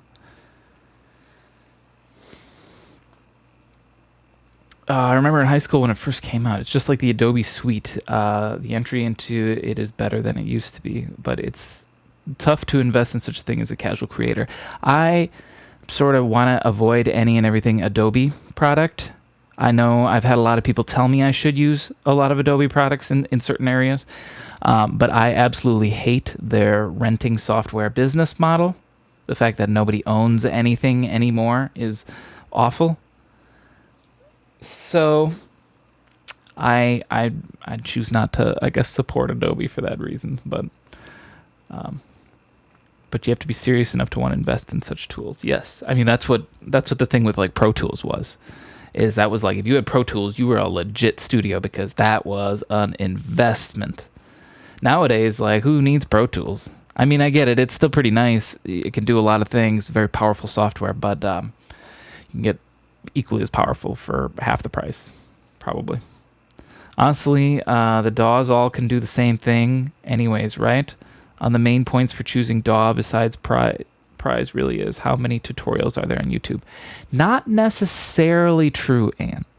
DAWs will do a lot of different things. They'll maybe do a general outline of like every DAW will handle MIDI.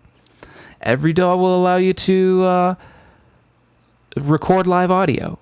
Every DAW has a reverb you can put on or can handle plugins, right? If you use just plugins, then maybe that's fine. But there are certain things that that Ableton does that makes it easier, or grouping and groups in groups could probably be done in another DAW, but like in a complicated way, and some maybe can't do that. I don't know. I use Premiere a bunch and Lightroom, but yeah, I haven't paid for it in a long time. Yeah, well, I mean, because if you bought them way back when, then you're probably still good. But I'm pretty sure all current, like if you were like, I want to buy what Adobe does, what SoundForge, is that a thing or something? Whatever. You have to just rent it. You can't just buy it anymore. I'm pretty sure it's all subscription model. Yeah, I hate that. These are all details, really. I don't know. I think the details are important, though, because they really affect your workflow. And this is at least from me where I started with GarageBand, then moved on to Logic Pro, went to school, and they had Digital Performer. So I was using those three at the time, then moved on to... Well, I used Cubase for a very brief period of time. Didn't really get into it that much. And then moved on to Logic. FL was still in there somewhere. I still don't really count it because I only made like 2 songs with it or something. I never really like GarageBand, Logic, and Digital Performer. I like really sunk into those ones and learning them. Fruity Loops was more like, hey, look, I made this. But since I've gone to Ableton, it just did so many things that the other ones didn't do, or it was just like more tedious with the other programs. So this one just all flows nicer. I don't know. Ableton, sponsor me. Sponsor me, baby. Only thing Ableton stands out is session view, but nobody uses it besides DJs. That's true. I should do something like that. Same with Microsoft Office and Windows. It's all going the way of sub. Yeah. The nice thing, at least with Microsoft Office, is that you almost don't need it anymore with Google. Because they've got Google Docs, Google Sheets, Google whatever PowerPoint thing they have. Google is just like, fuck you, Microsoft. We're just going to make this free for anyone that makes a Gmail. I almost feel like you don't need Office a lot of times anymore. Google Docs is what it's all about. I hate learning things over. It's kept me from learning software I really should put the time in.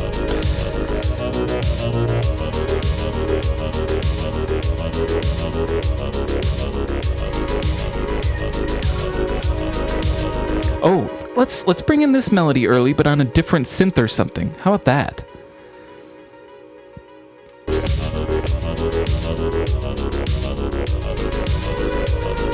Let's change it entirely. Actually, what if we put this up here and we put this on here? Actually, I forgot which one this one was. Hang on. Not the right thing. Oh wait, that's the thing I was gonna add. Hang on, before we do that, I was gonna do this and go like.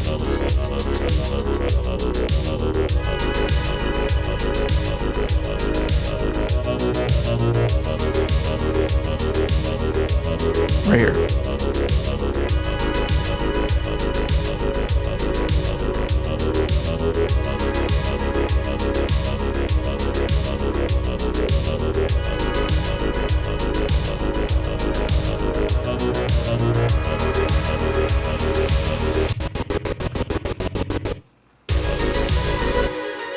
Snapshot that, please.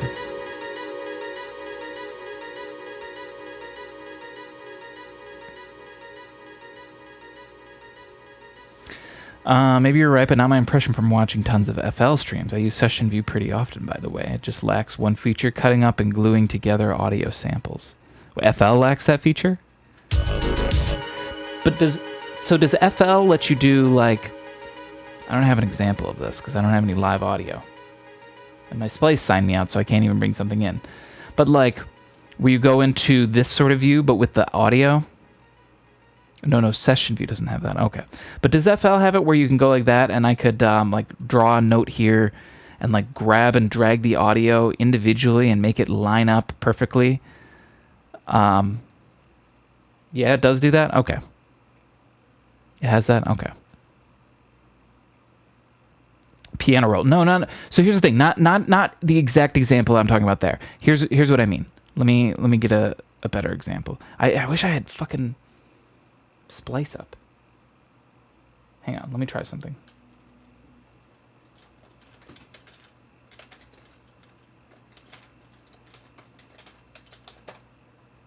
Yes, I did remember my password. Oh my god. So like this. Like, let's say I bring in an audio clip. And we have this. And I go, oh, she comes in too early over here. So let's save this spot. So we're saved there, and then let's fix this, and there we go. Now she comes in right here. Can FL do that? Like with live audio, not the piano roll? Like this? I could be like, no, I wanted to come in actually more like right there. And it'll live change all this stuff. The sample handling is not the same. Okay, gotcha. Because see, I've become sort of reliant on this. I love this ability. Like if I was like, okay, here we go. We can see all the spots. There, now it lines up perfectly with the beat where I want it to. And I wish I had it. See, here's an example of certain things that some DAWs can and can't do. Because I absolutely love this feature. Not to mention, Ableton used to not be able to do comping. That used to be something that Ableton couldn't do, but Logic Pro could do that. I used to use Logic Pro, so I know they can still do that, because when I used Logic Pro in like 2010, a decade ago, Logic Pro could do that. Ableton just got that feature. So I do think there are definitely things that some DAWs can do better than others and stuff. So I guess those are more reasons why you might choose one over the other.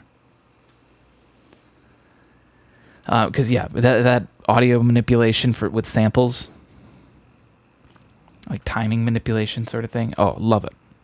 I've become so reliant on that. Not only with like finding an audio clip that doesn't perfectly sync with the song, so I make it sync, down to the point where I'm getting spoiled, or if I play something and I sort of fuck it up, as long as I got close enough and I can go in and fix the timing. I mean, you used to only be able to do that with MIDI, like this, fix your timing. But now I can do that with live audio too. Mind-blowing. Who needs to play correct anymore? Okay, back to this thing. Oh, come on, you bastard. But I'm also cutting off some of this. Hang on a minute.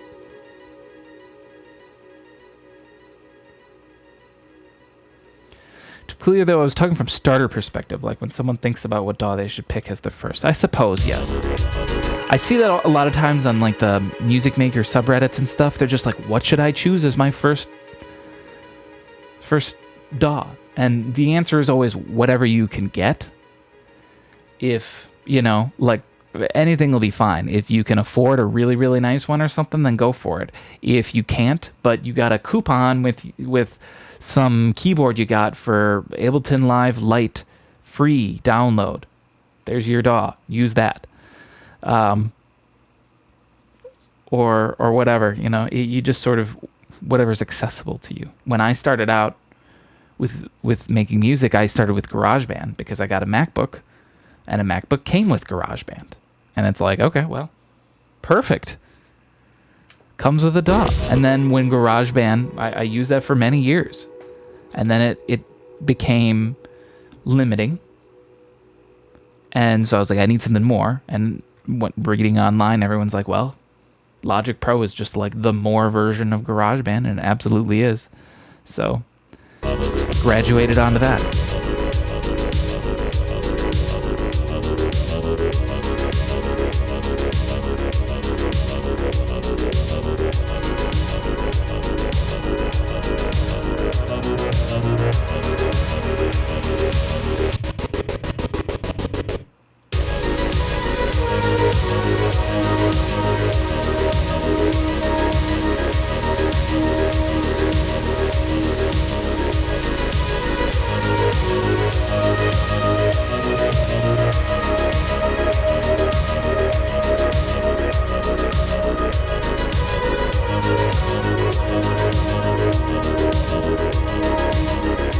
Oh, we have this doubled at the octave. That's why it's so loud. I was like, why is that so fucking loud?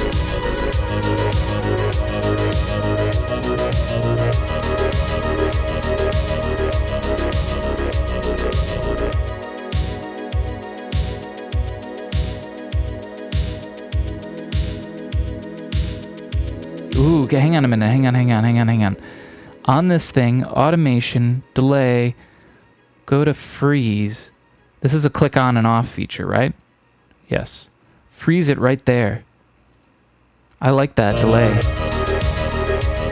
So you can still hear it. Right here.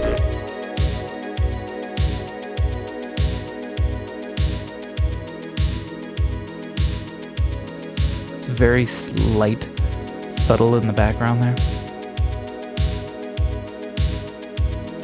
There's still more I want to add over here real quick.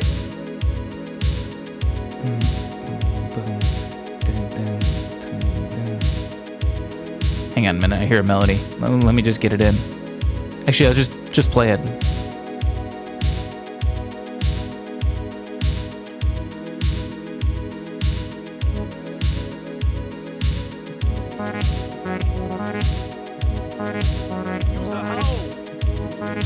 Neil North, thank you for the follow.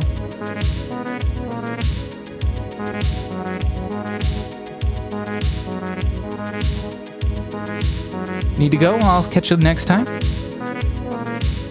Okay, that was very sloppily done. But we can snapshot it. Okay, hang on a minute. You need to shut up. Stupid freeze.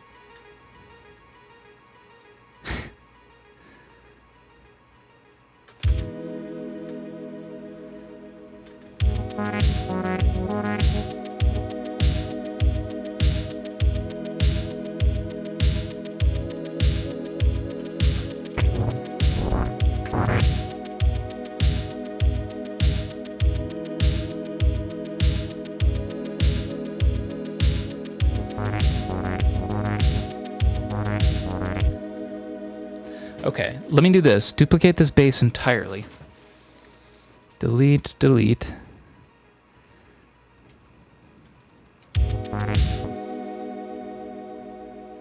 Turn this off.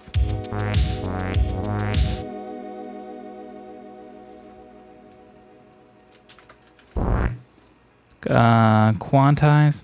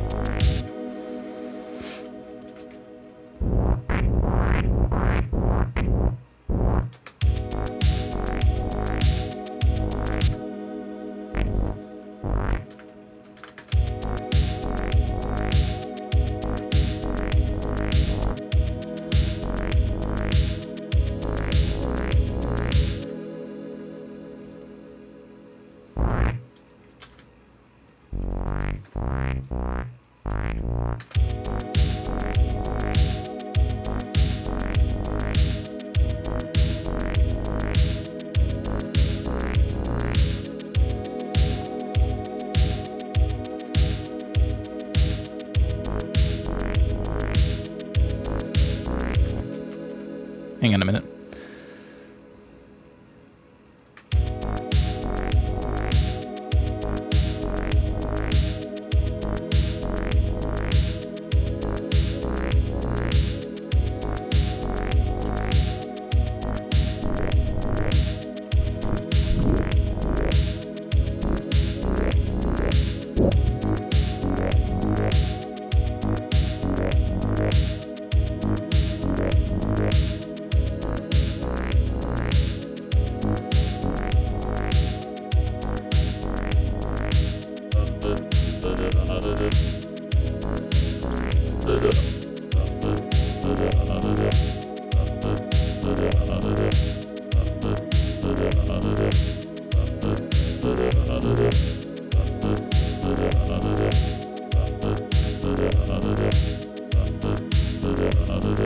Now, I don't know when exactly that's all going to come in.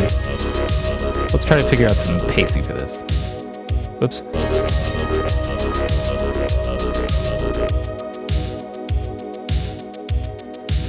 Here's something else I'm going to do. I'm going to copy and paste the hi-hat, and whenever it gets intense, we'll go there. Here's what I want to do.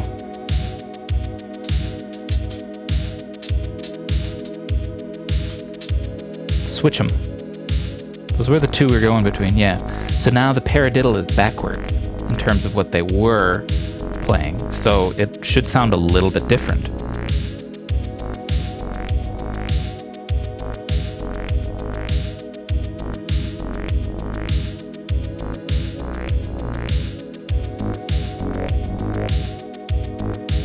We might even just use this long part as an outro. I was thinking we'd come back to this chorus or something, but like, considering by the time this is fully built up, we're at almost 4 minutes. So I don't know that I want to come all the way back.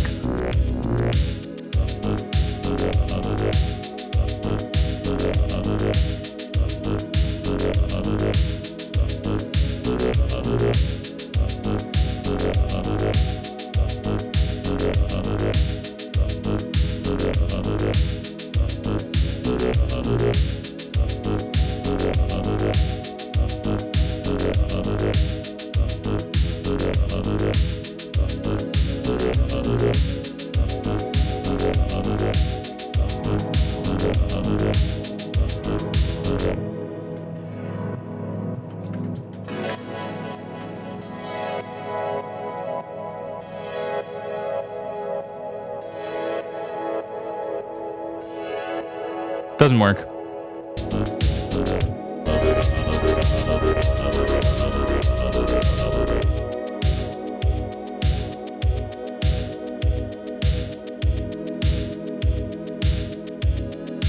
Okay, hang on. Let me go back to this real quick. Back to this part before we completely leave it.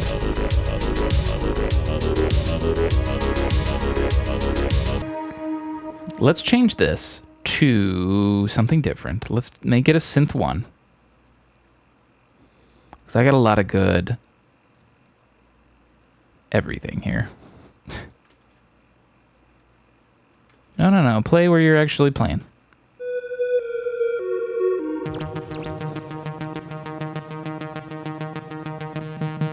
No.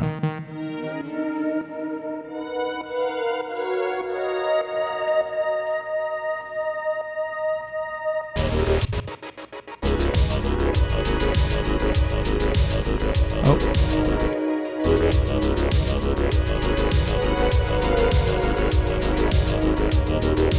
No, not the right one. Not the right one.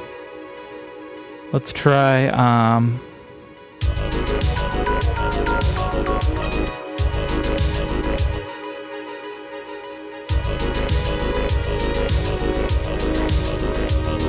oh, perfect. This is exactly the vibe I'm going for.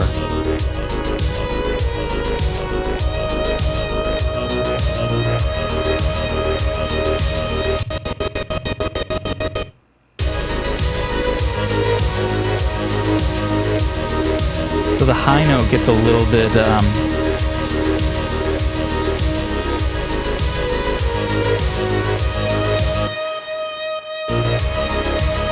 can I make it fade out a little bit on the high note? Maybe I should just draw an automation. I think I'm gonna just do that. That'll be easier than fucking with that. Just because, yeah, I don't know. I don't know where I'd have to mess with it to get it sounding exactly right. It's much easier, I think, if I just do this.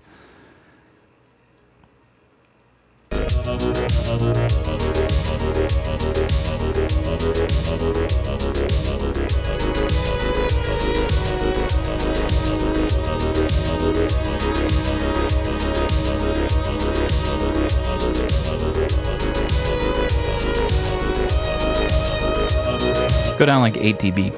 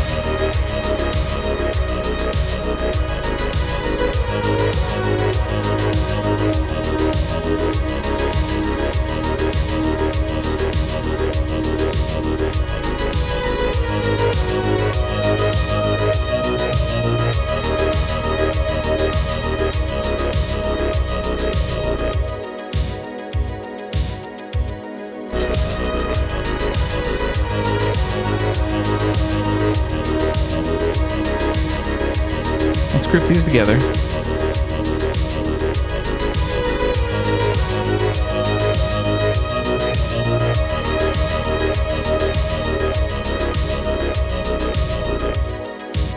Copy this, put it on the lead. Now pop open the automation.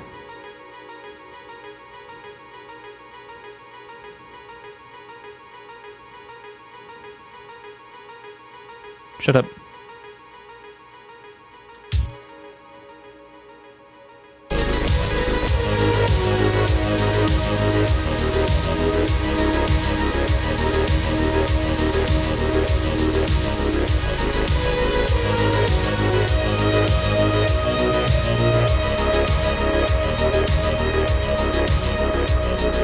Probably like that.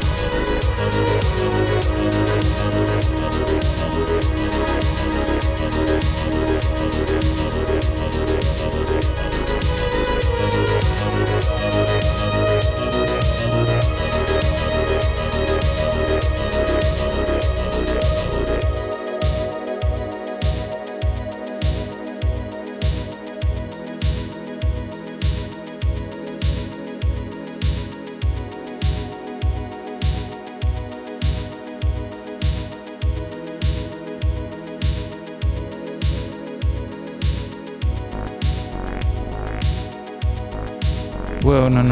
What if we cut off the snare there, too?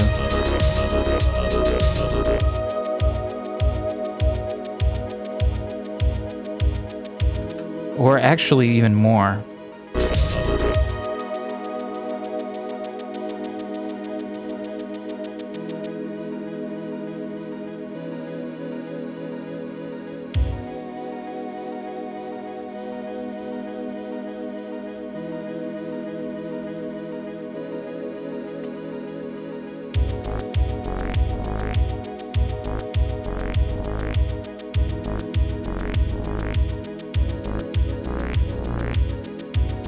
We get a break from the drums because otherwise we hear them the whole time.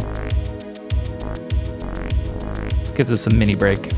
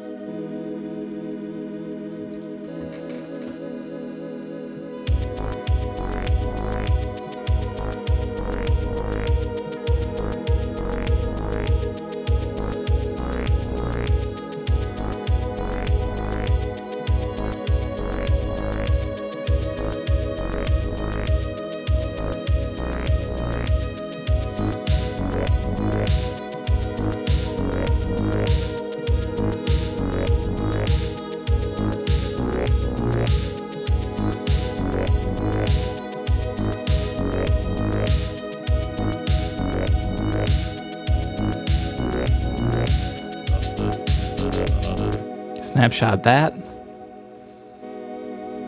think that's a nice one to keep.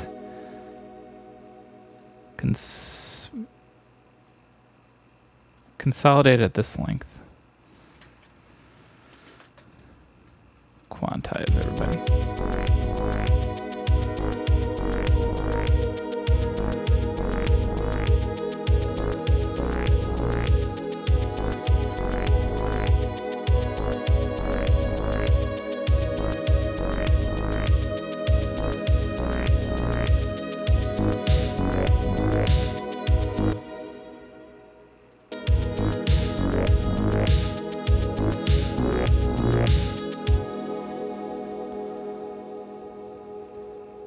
Wait a minute, I'm confused here.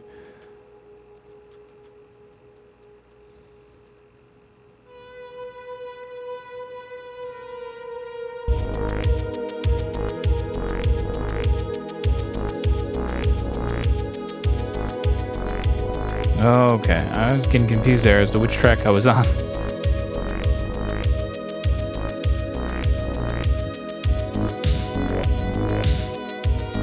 Actually, it sounds better with all the reverb on it. Keep it like that. Just drenched in reverb.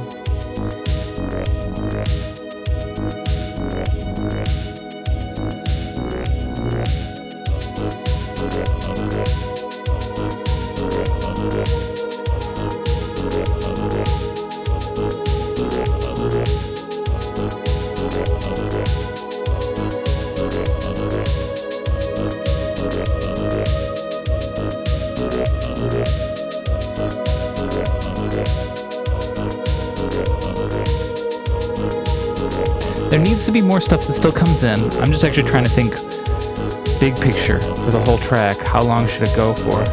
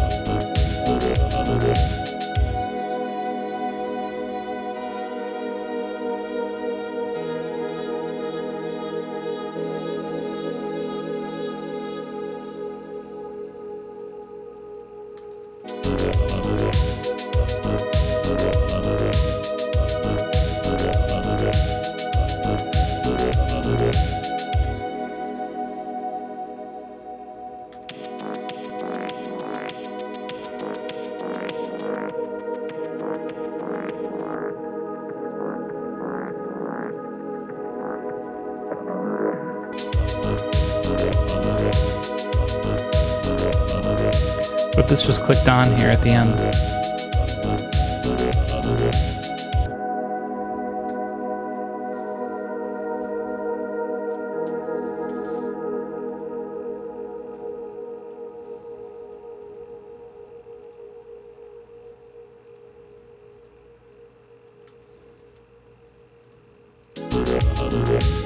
Actually, no, this is what I meant to click off.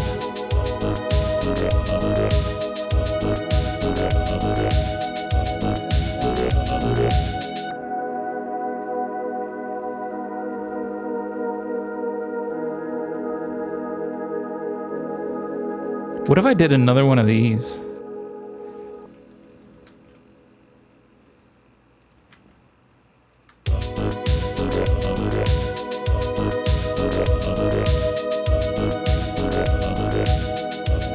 Hang on, I'm off on the time.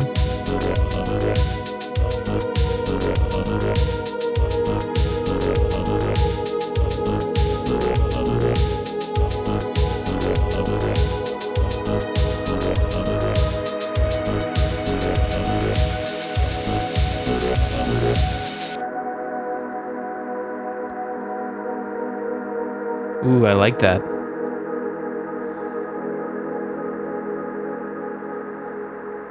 I want to go one more time, though.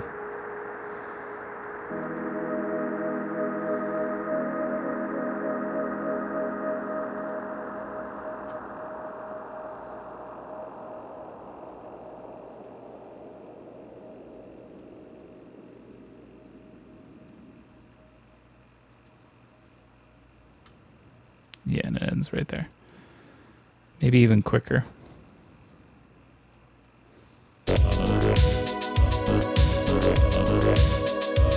I like that. So we got an ending. We just need to make this part a little beefier. We got a beginning and an end.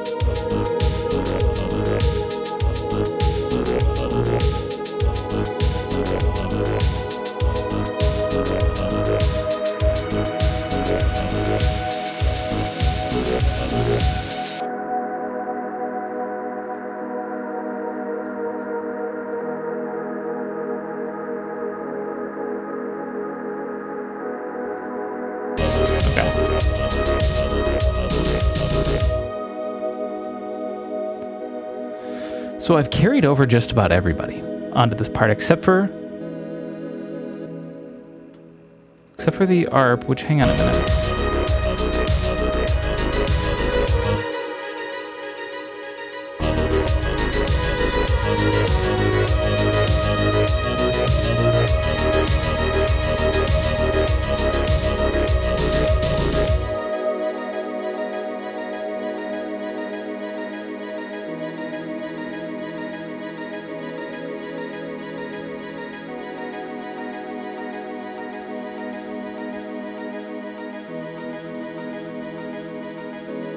Let's do that. I originally didn't have the high ones looping still. I kind of like that better without the high ones looping.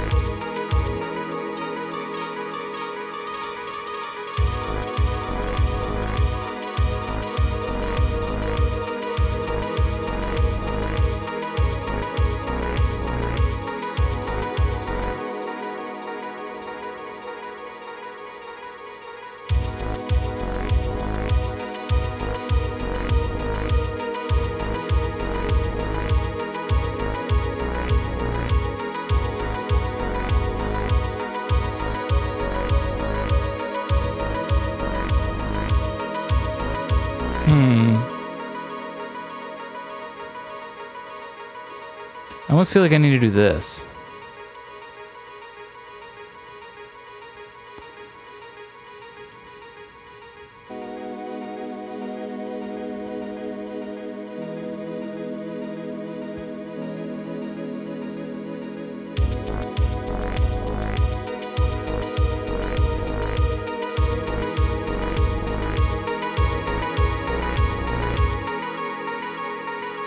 No, this isn't gonna work.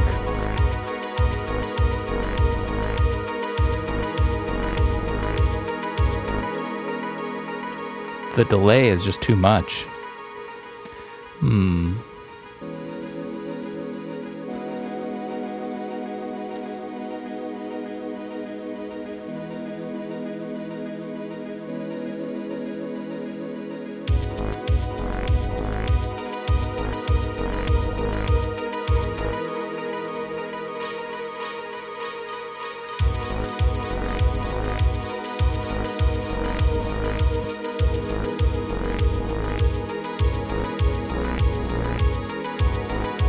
I think that's better, actually. If we just space it out this much, then the delays won't interlap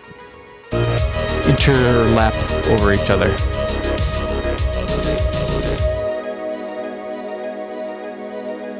Now, I do feel like I need a new instrument. What is this?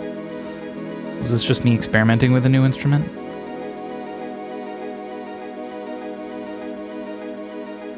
I guess so.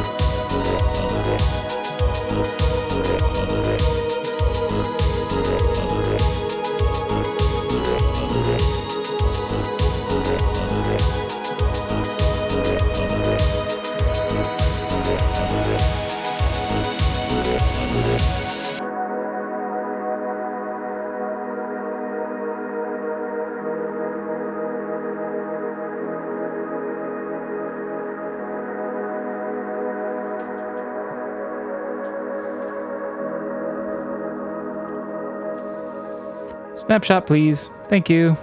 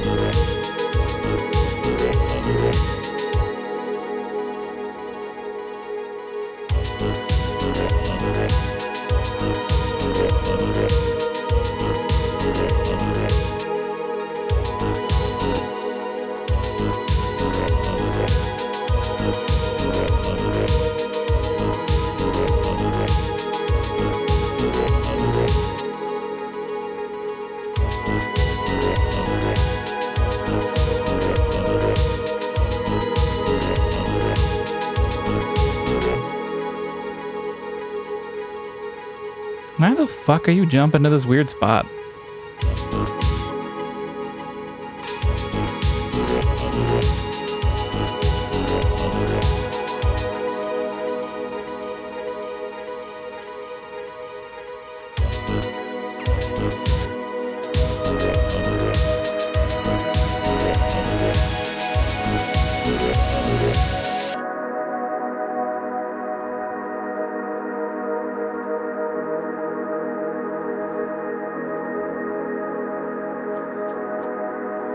fade out the volume here at the end.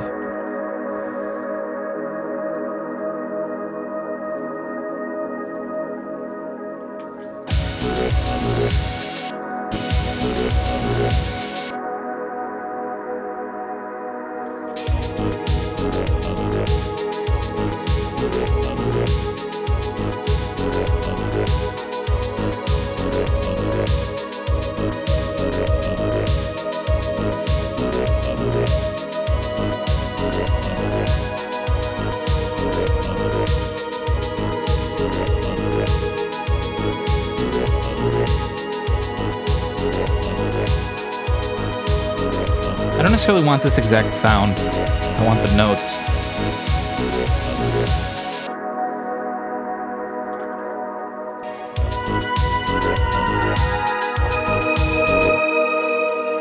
Sorry.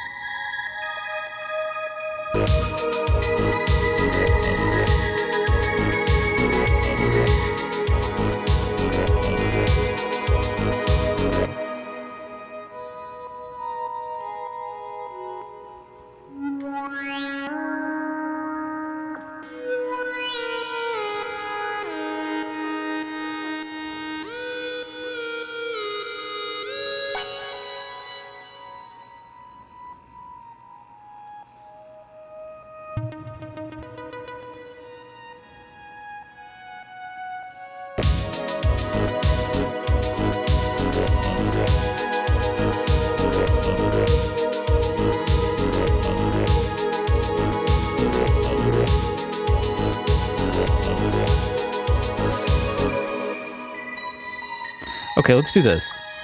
Put this back on.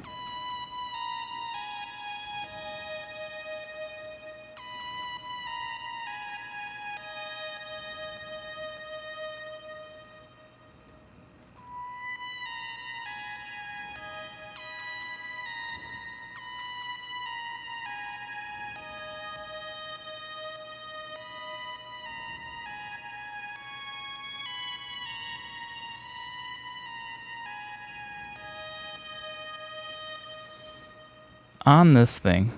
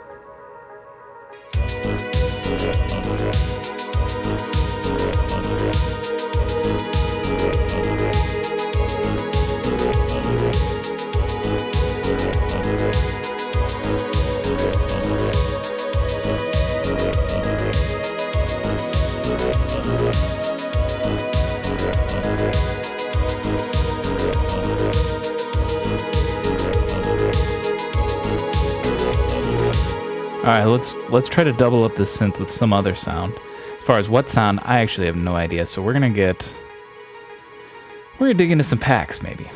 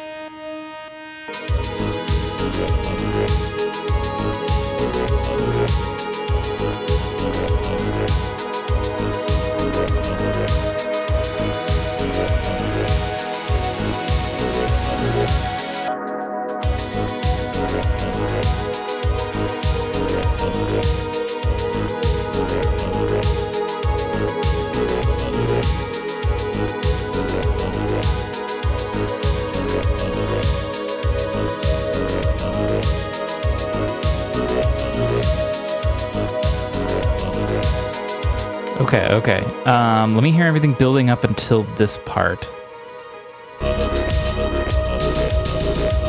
I do think maybe something comes in halfway here too. Not sure what.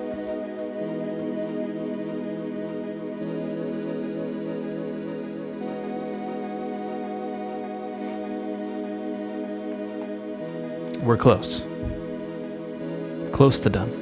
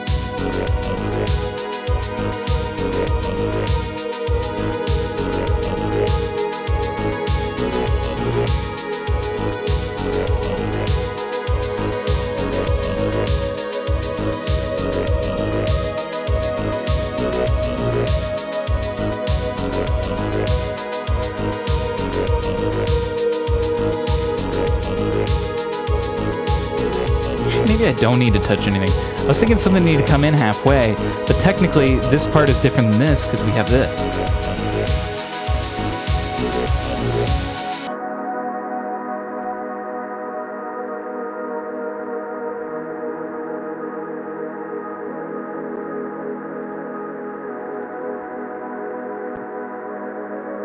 Hear a lot of crackling for no reason.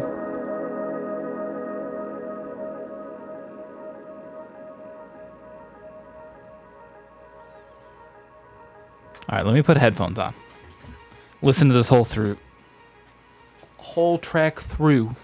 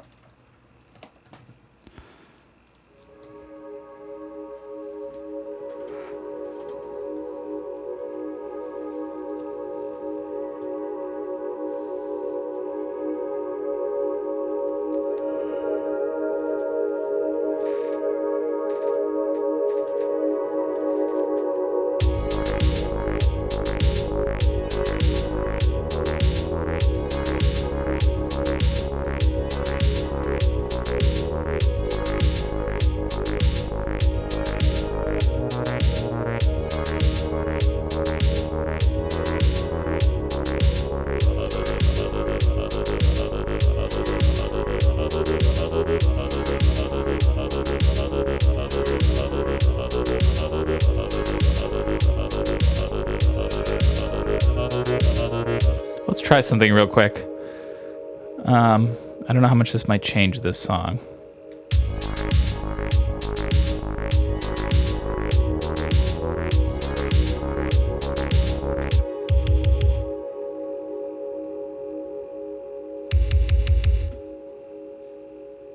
One, two, three, four.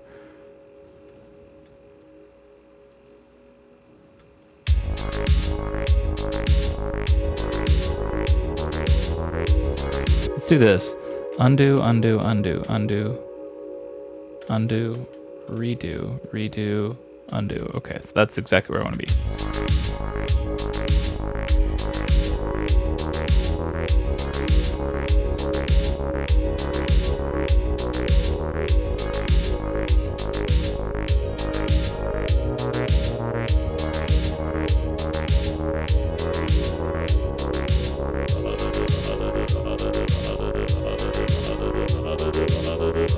E sounds the best.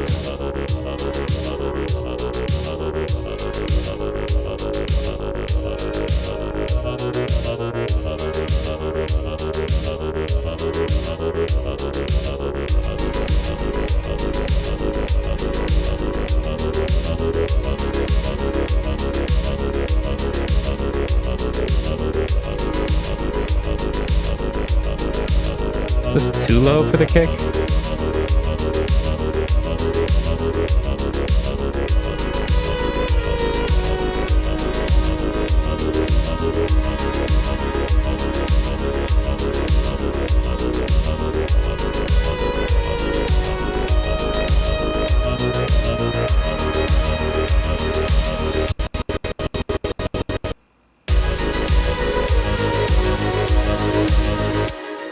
Hang on a minute.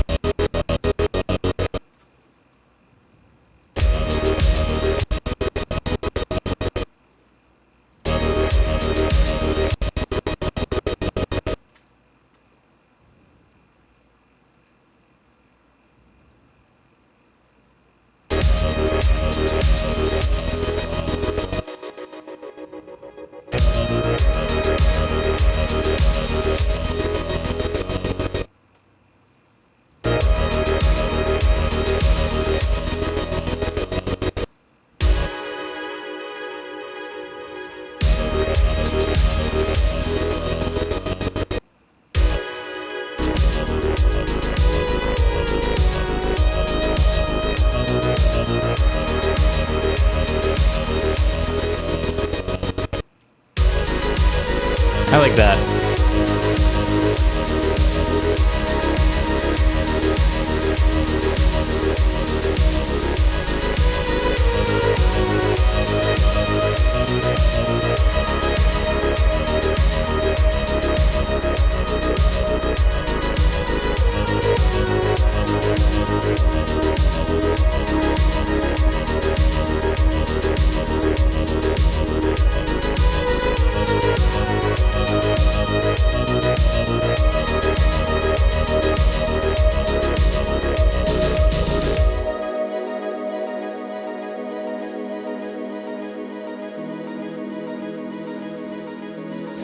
Very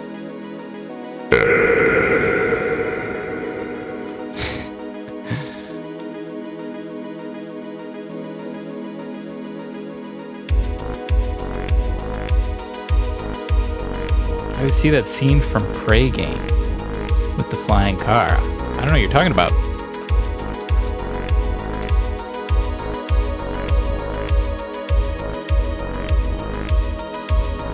I never played that.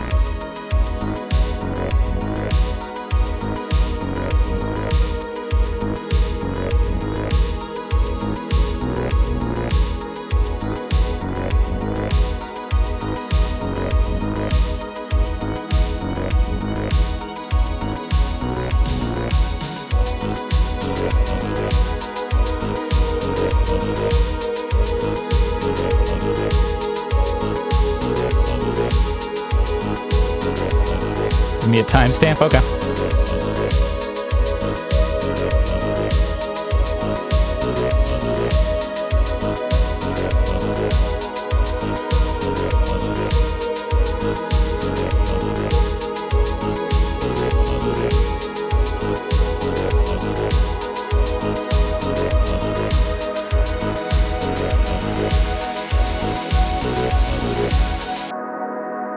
Oh, yeah, I love that ending. Just cuts down into this filter. And the noise is in there, so it's just...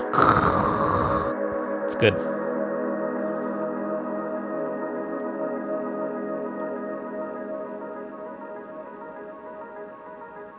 Oh, that needs to end. Hang on a minute. The freeze needs to turn off right here. Now it's not going to go correctly. I'm glad I listened to it all the way through, because otherwise I never would have caught that.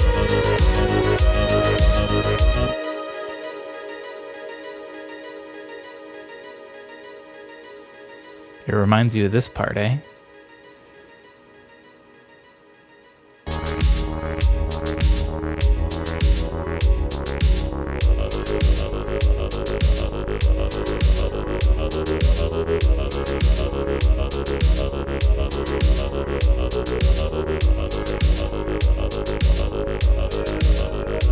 Listen to the game sound though? Okay.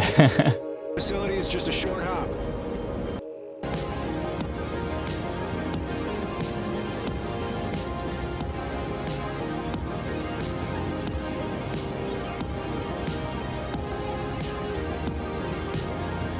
Ooh, that is good.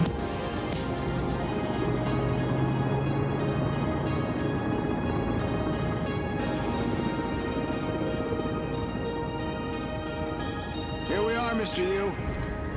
Mind the glass on the way out. Good luck to you. That is good.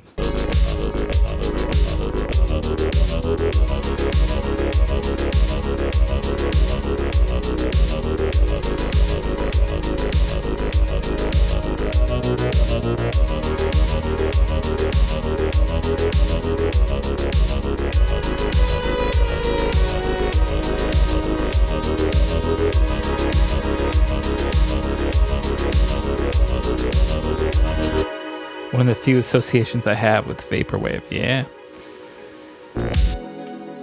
Oh, technically that's synthwave? No, we're not going down that track.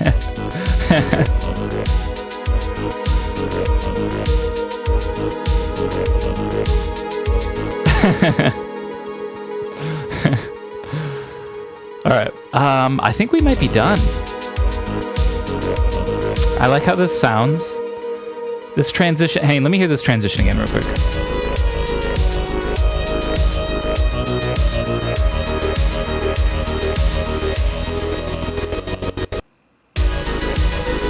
Yeah, that's better. That's much better. I love it.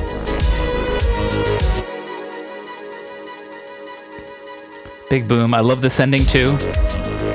This ending is fantastic. Are you just like... It's just like... Close this off. I can barely breathe. Yeah. Oh, yeah. Grr. Okay. That's good. I like it. I like it all. Sounds good. Passes the headphone test.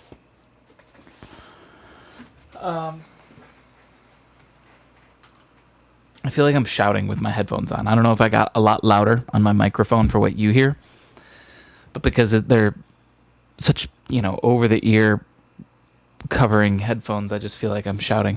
Let me show you a song. Yeah, I'll take a listen to your song, Anne. Yeah, for the purposes... Oh, yeah, feel free to share the link now. I think we might be done. But yeah, for the purposes of Tunesday, we got this in the bag. I think it sounds pretty good. Not too bad for just 3 hours. Another quick wham bam, then you're done. Let me save it. I haven't saved yet. So for those watching, thanks for watching. I'll catch you next time. I'm starting to get better at YouTube uploads, but then again, you could be watching this 10 years from now, so who knows? Whatever. Thanks for watching. Bye.